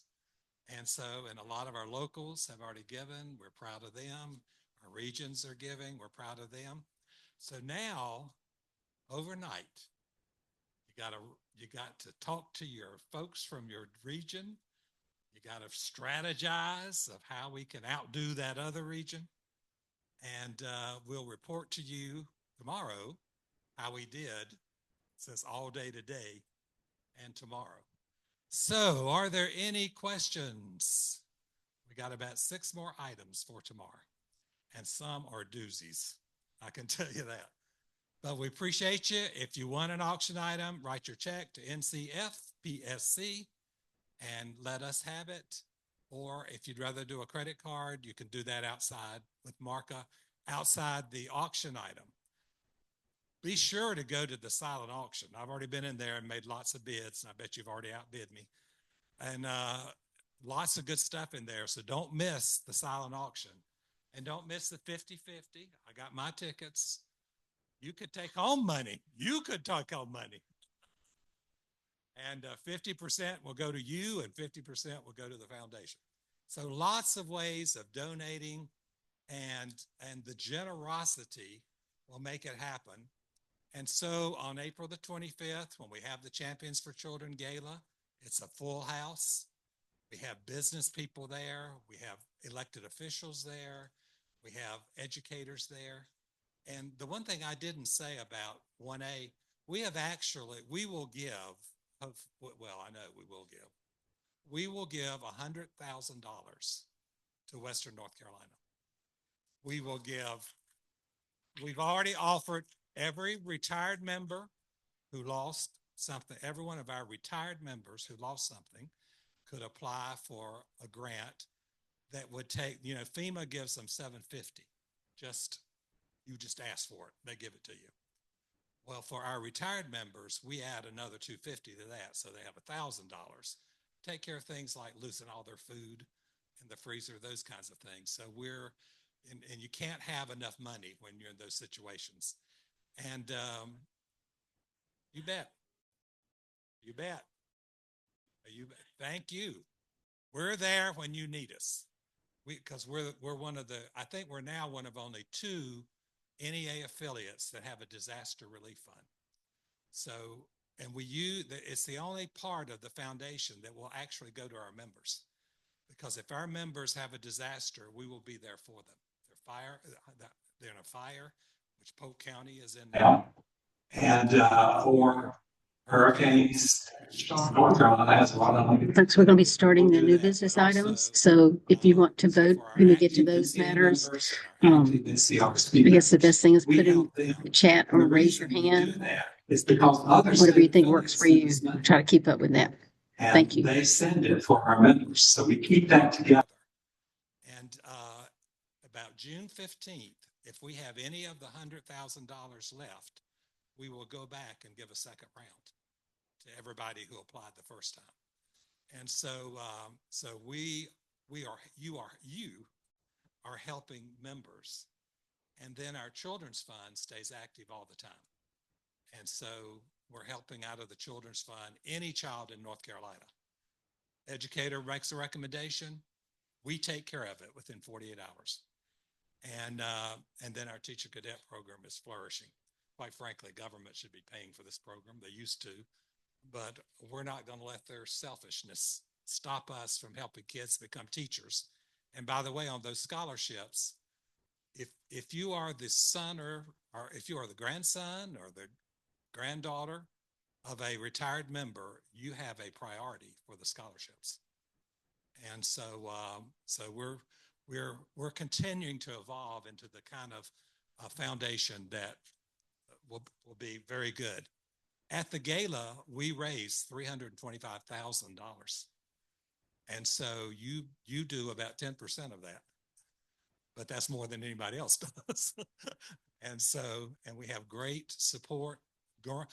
People who sponsor our gala, they come back. 90% of our sponsors renew their sponsorship. So they love what we do and they love what you do. And because you're such a strong sponsor, it inspires other people from the business community to sponsor. And so that's how important you are.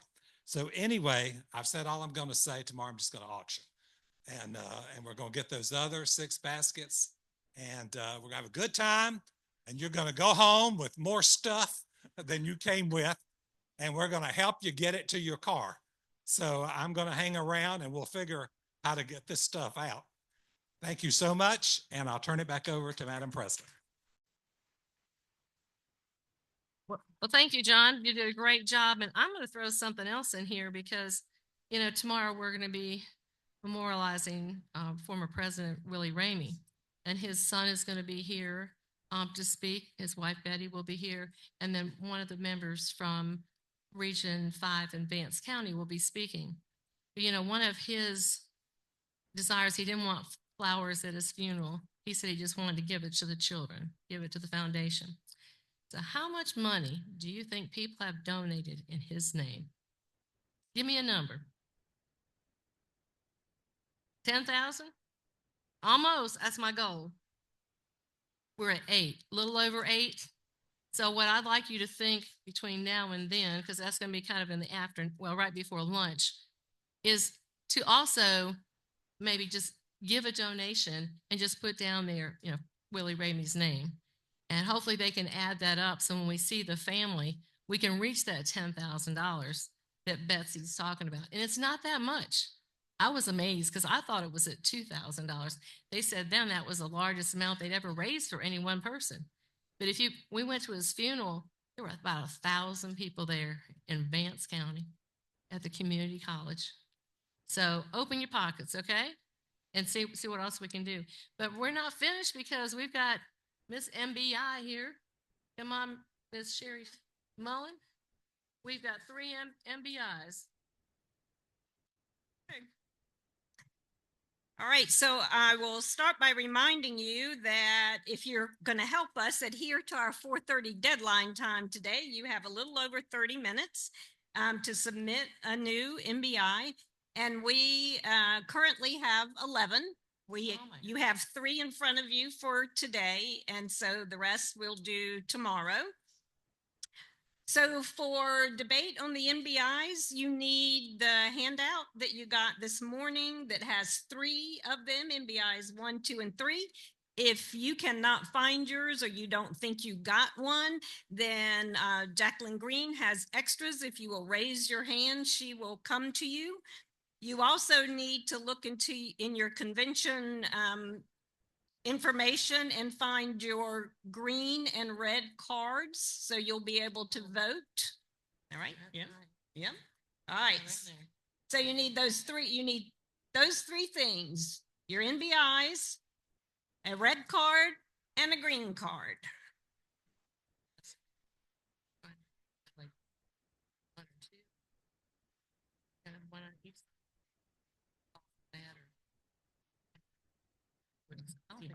See what goes. Okay.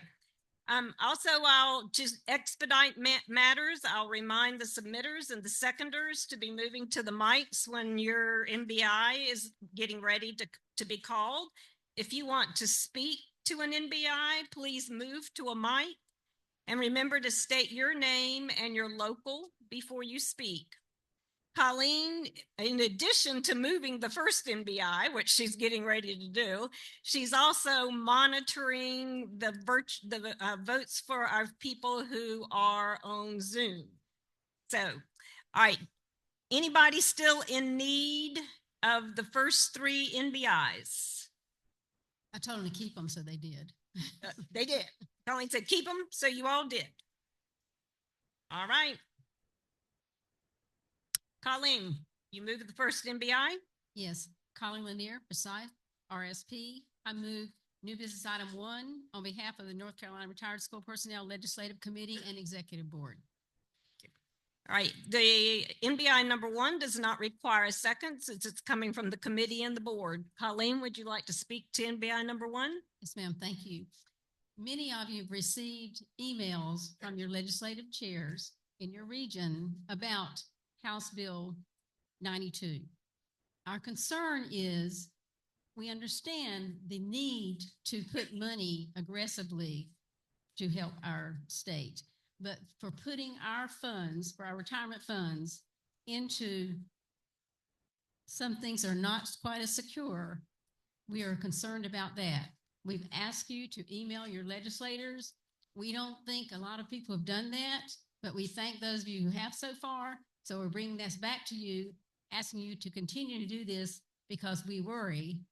And we'll do something to send out to you again later about sending that information out. But if they invested up to 10% of our retirement into this, that would be like $12.8 billion of our retirement plan. Thank you. Thank you. Anyone else like to speak to NBI number 1?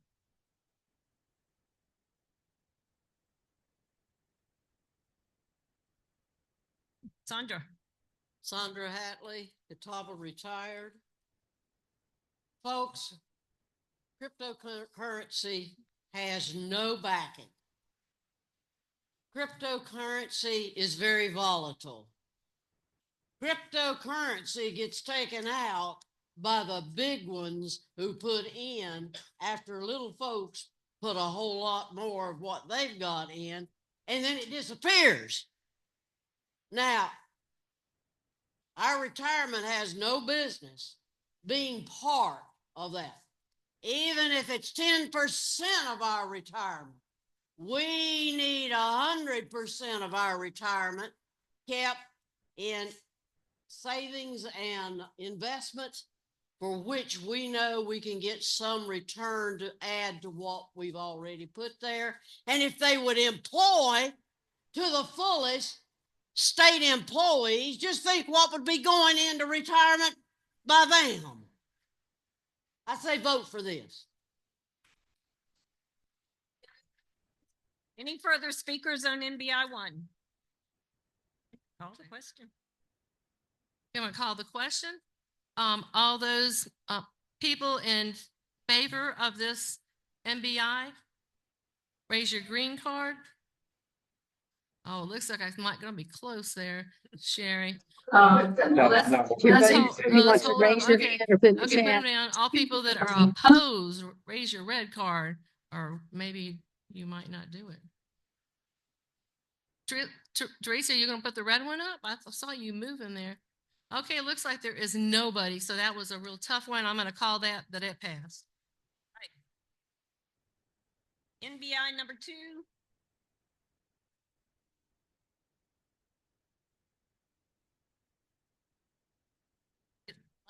Up. Okay, this is June Pearson again. I'm going to do 30 seconds worth of special announcement. And by the way, thank you all for your bids. But tomorrow morning on ABC, Good Morning America, Robin Roberts, Sam Champion, and Ginger Z will be back in Asheville. They will be broadcasting from Highland Brewery, which is one of the affected breweries.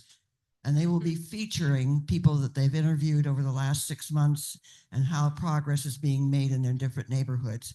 They will also include interviews with the Mountain Heritage Burnsville High School carpentry class that's been rebuilding houses and classrooms and those things. And that's on tomorrow morning between 7 a.m. and 9 a.m. So some of you may be able to catch that, and I certainly hope you do. Thank you. Gretchen? All right. On. Moving.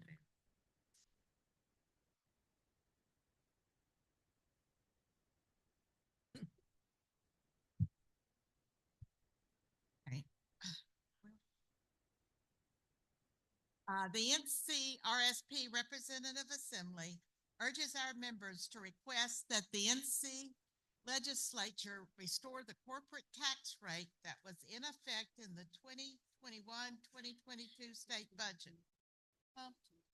I move. Oh, I move.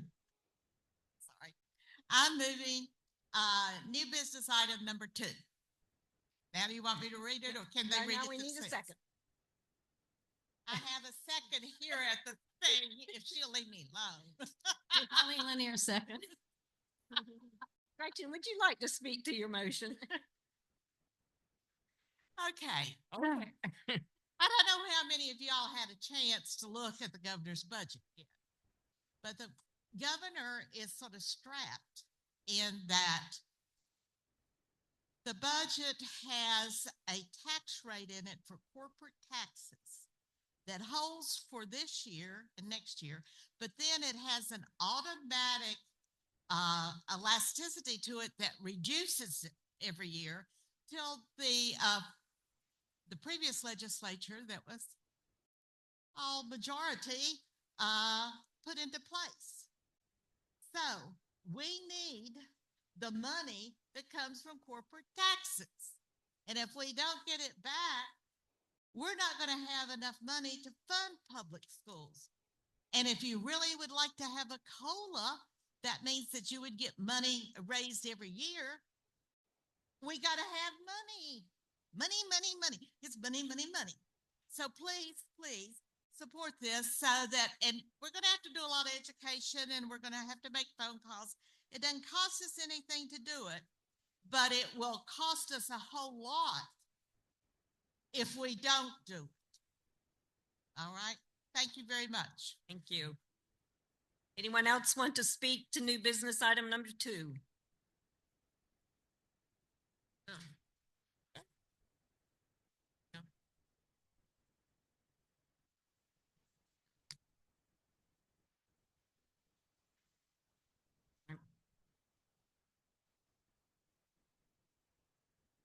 Gilbert Spears, Region 3, Union County.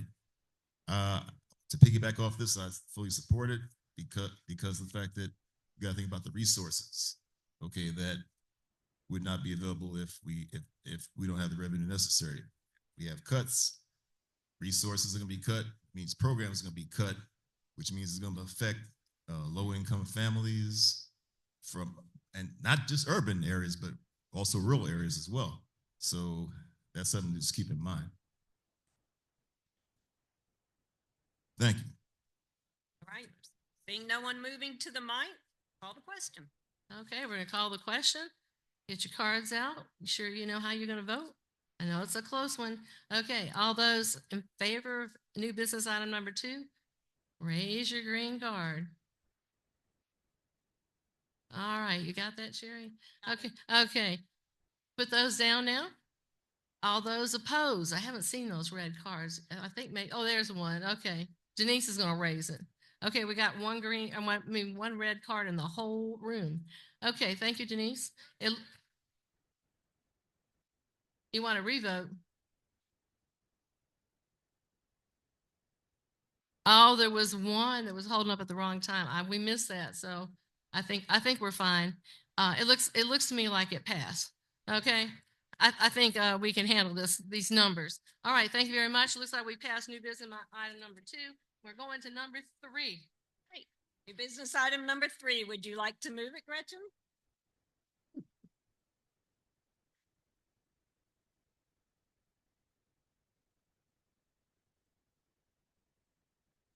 Lena Merle Chapman, I second.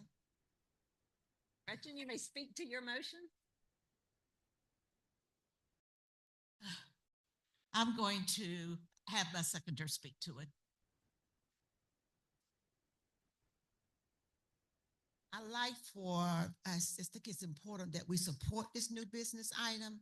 I don't know, but when you look at NEA benefits, once you retire, you notice your benefits change quite a bit. And this one we're talking about, when you reach 70, you can pay for this life insurance all the way up. But when you reach 70, it drops to 1/2.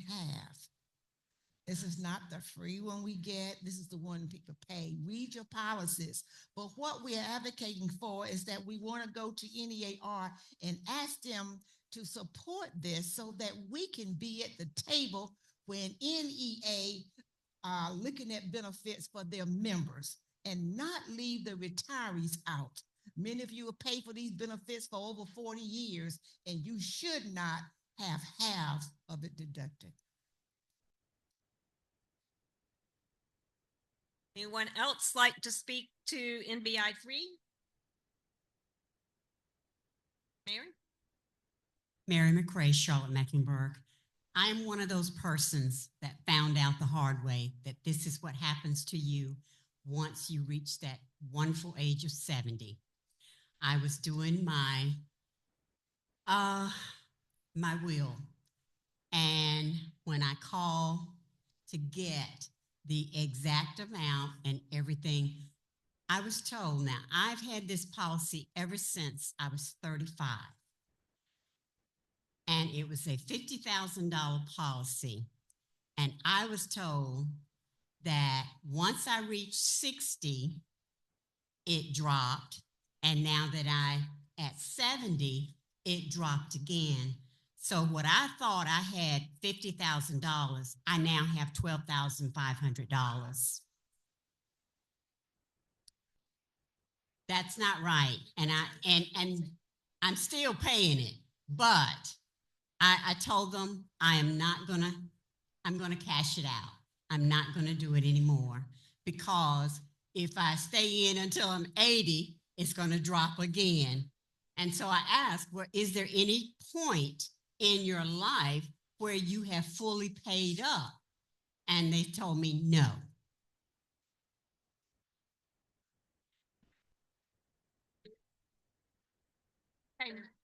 Tama Bouncer, Region 5. And I have a question, point of information, if we could have it. And that is, what is the policy of insurance companies? Because there are ones, if it is not a whole life policy, that amount does drop. And if that information is given at the beginning when you purchase the policy, whether you actually read it or not, then you know what the policy is. So it's finding out if this is actually what their policy is and if they're in alignment with whatever the insurance regulations are. I'll go back to Gretchen or Lena. Do you have any information? The reason I mentioned this because I had a brother-in-law who had this policy for a lot of years. And I looked back through and I didn't see in his policy about the half drop. His birthday was in December. He passed in that January. So when I contact Prudential, because they told me, they said, we know, but we have to do what NEA tells us. So I pushed him so much to try to get them to look at the original policy, because I did find his, and it was nowhere that gave that information. I don't know if because of the years, but whatever it was, I said, this is the one we should go by. And then I had to call NEA and say, look, you have told them that this is what the $12,000, this is what he is to get. And I said, I challenge you. I said, I think that we need to look at age discrimination, because there's a law against that, and it should not happen in our own organization.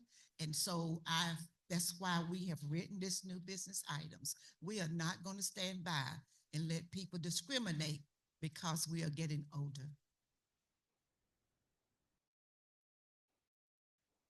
Sandra.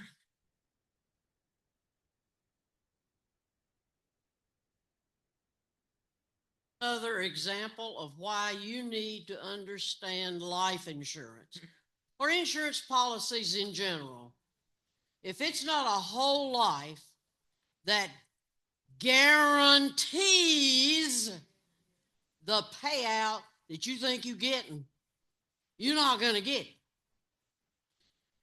And our own organization has been taken to the woods and beaten. We have been taken advantage of because they think we're not smart. We're not financially smart. Vote for this, and we need to start changing the types of benefits that are offered to us under the guise of the word benefits. Joe? Yes, Joe Source, Cumberland County, Region 6, retired. Uh, I would like an offer, a friendly amendment. I consider it friendly, maybe you don't, but I would think that we should replace the word with encourage to requests. We request our delegation to address this at the convention. I second that motion. Sandra Hadley, Catawba retired. All right, so let's try without objection. Okay, all right. Without objection, we will make that change. Is there objection to changing encourages to requests? Is there objection? All right, seeing no objection, that change will be made, and that's how you will vote when we vote on the main motion. Okay. All right. Anyone else wishing to speak to new business item number 3?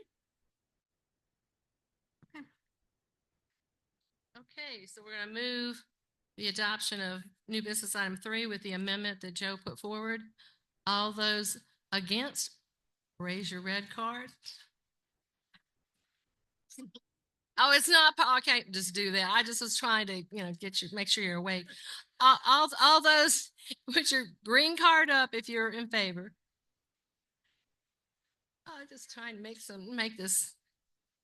Okay, I think I got that. Now you can raise those red cards. I still don't think there are any out there, but okay. Looks like we don't have anybody opposed. So Sherry, looks like we passed new business item 3 and we can use some more.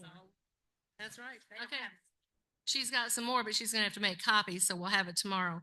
As far as announcements, I guess we're still at like 6:45 is for the banquet.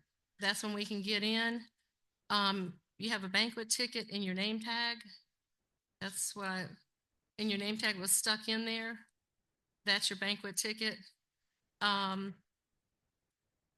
Voting, you can vote until 11:59 tonight. If you haven't voted, that's for the delegates to the National Convention.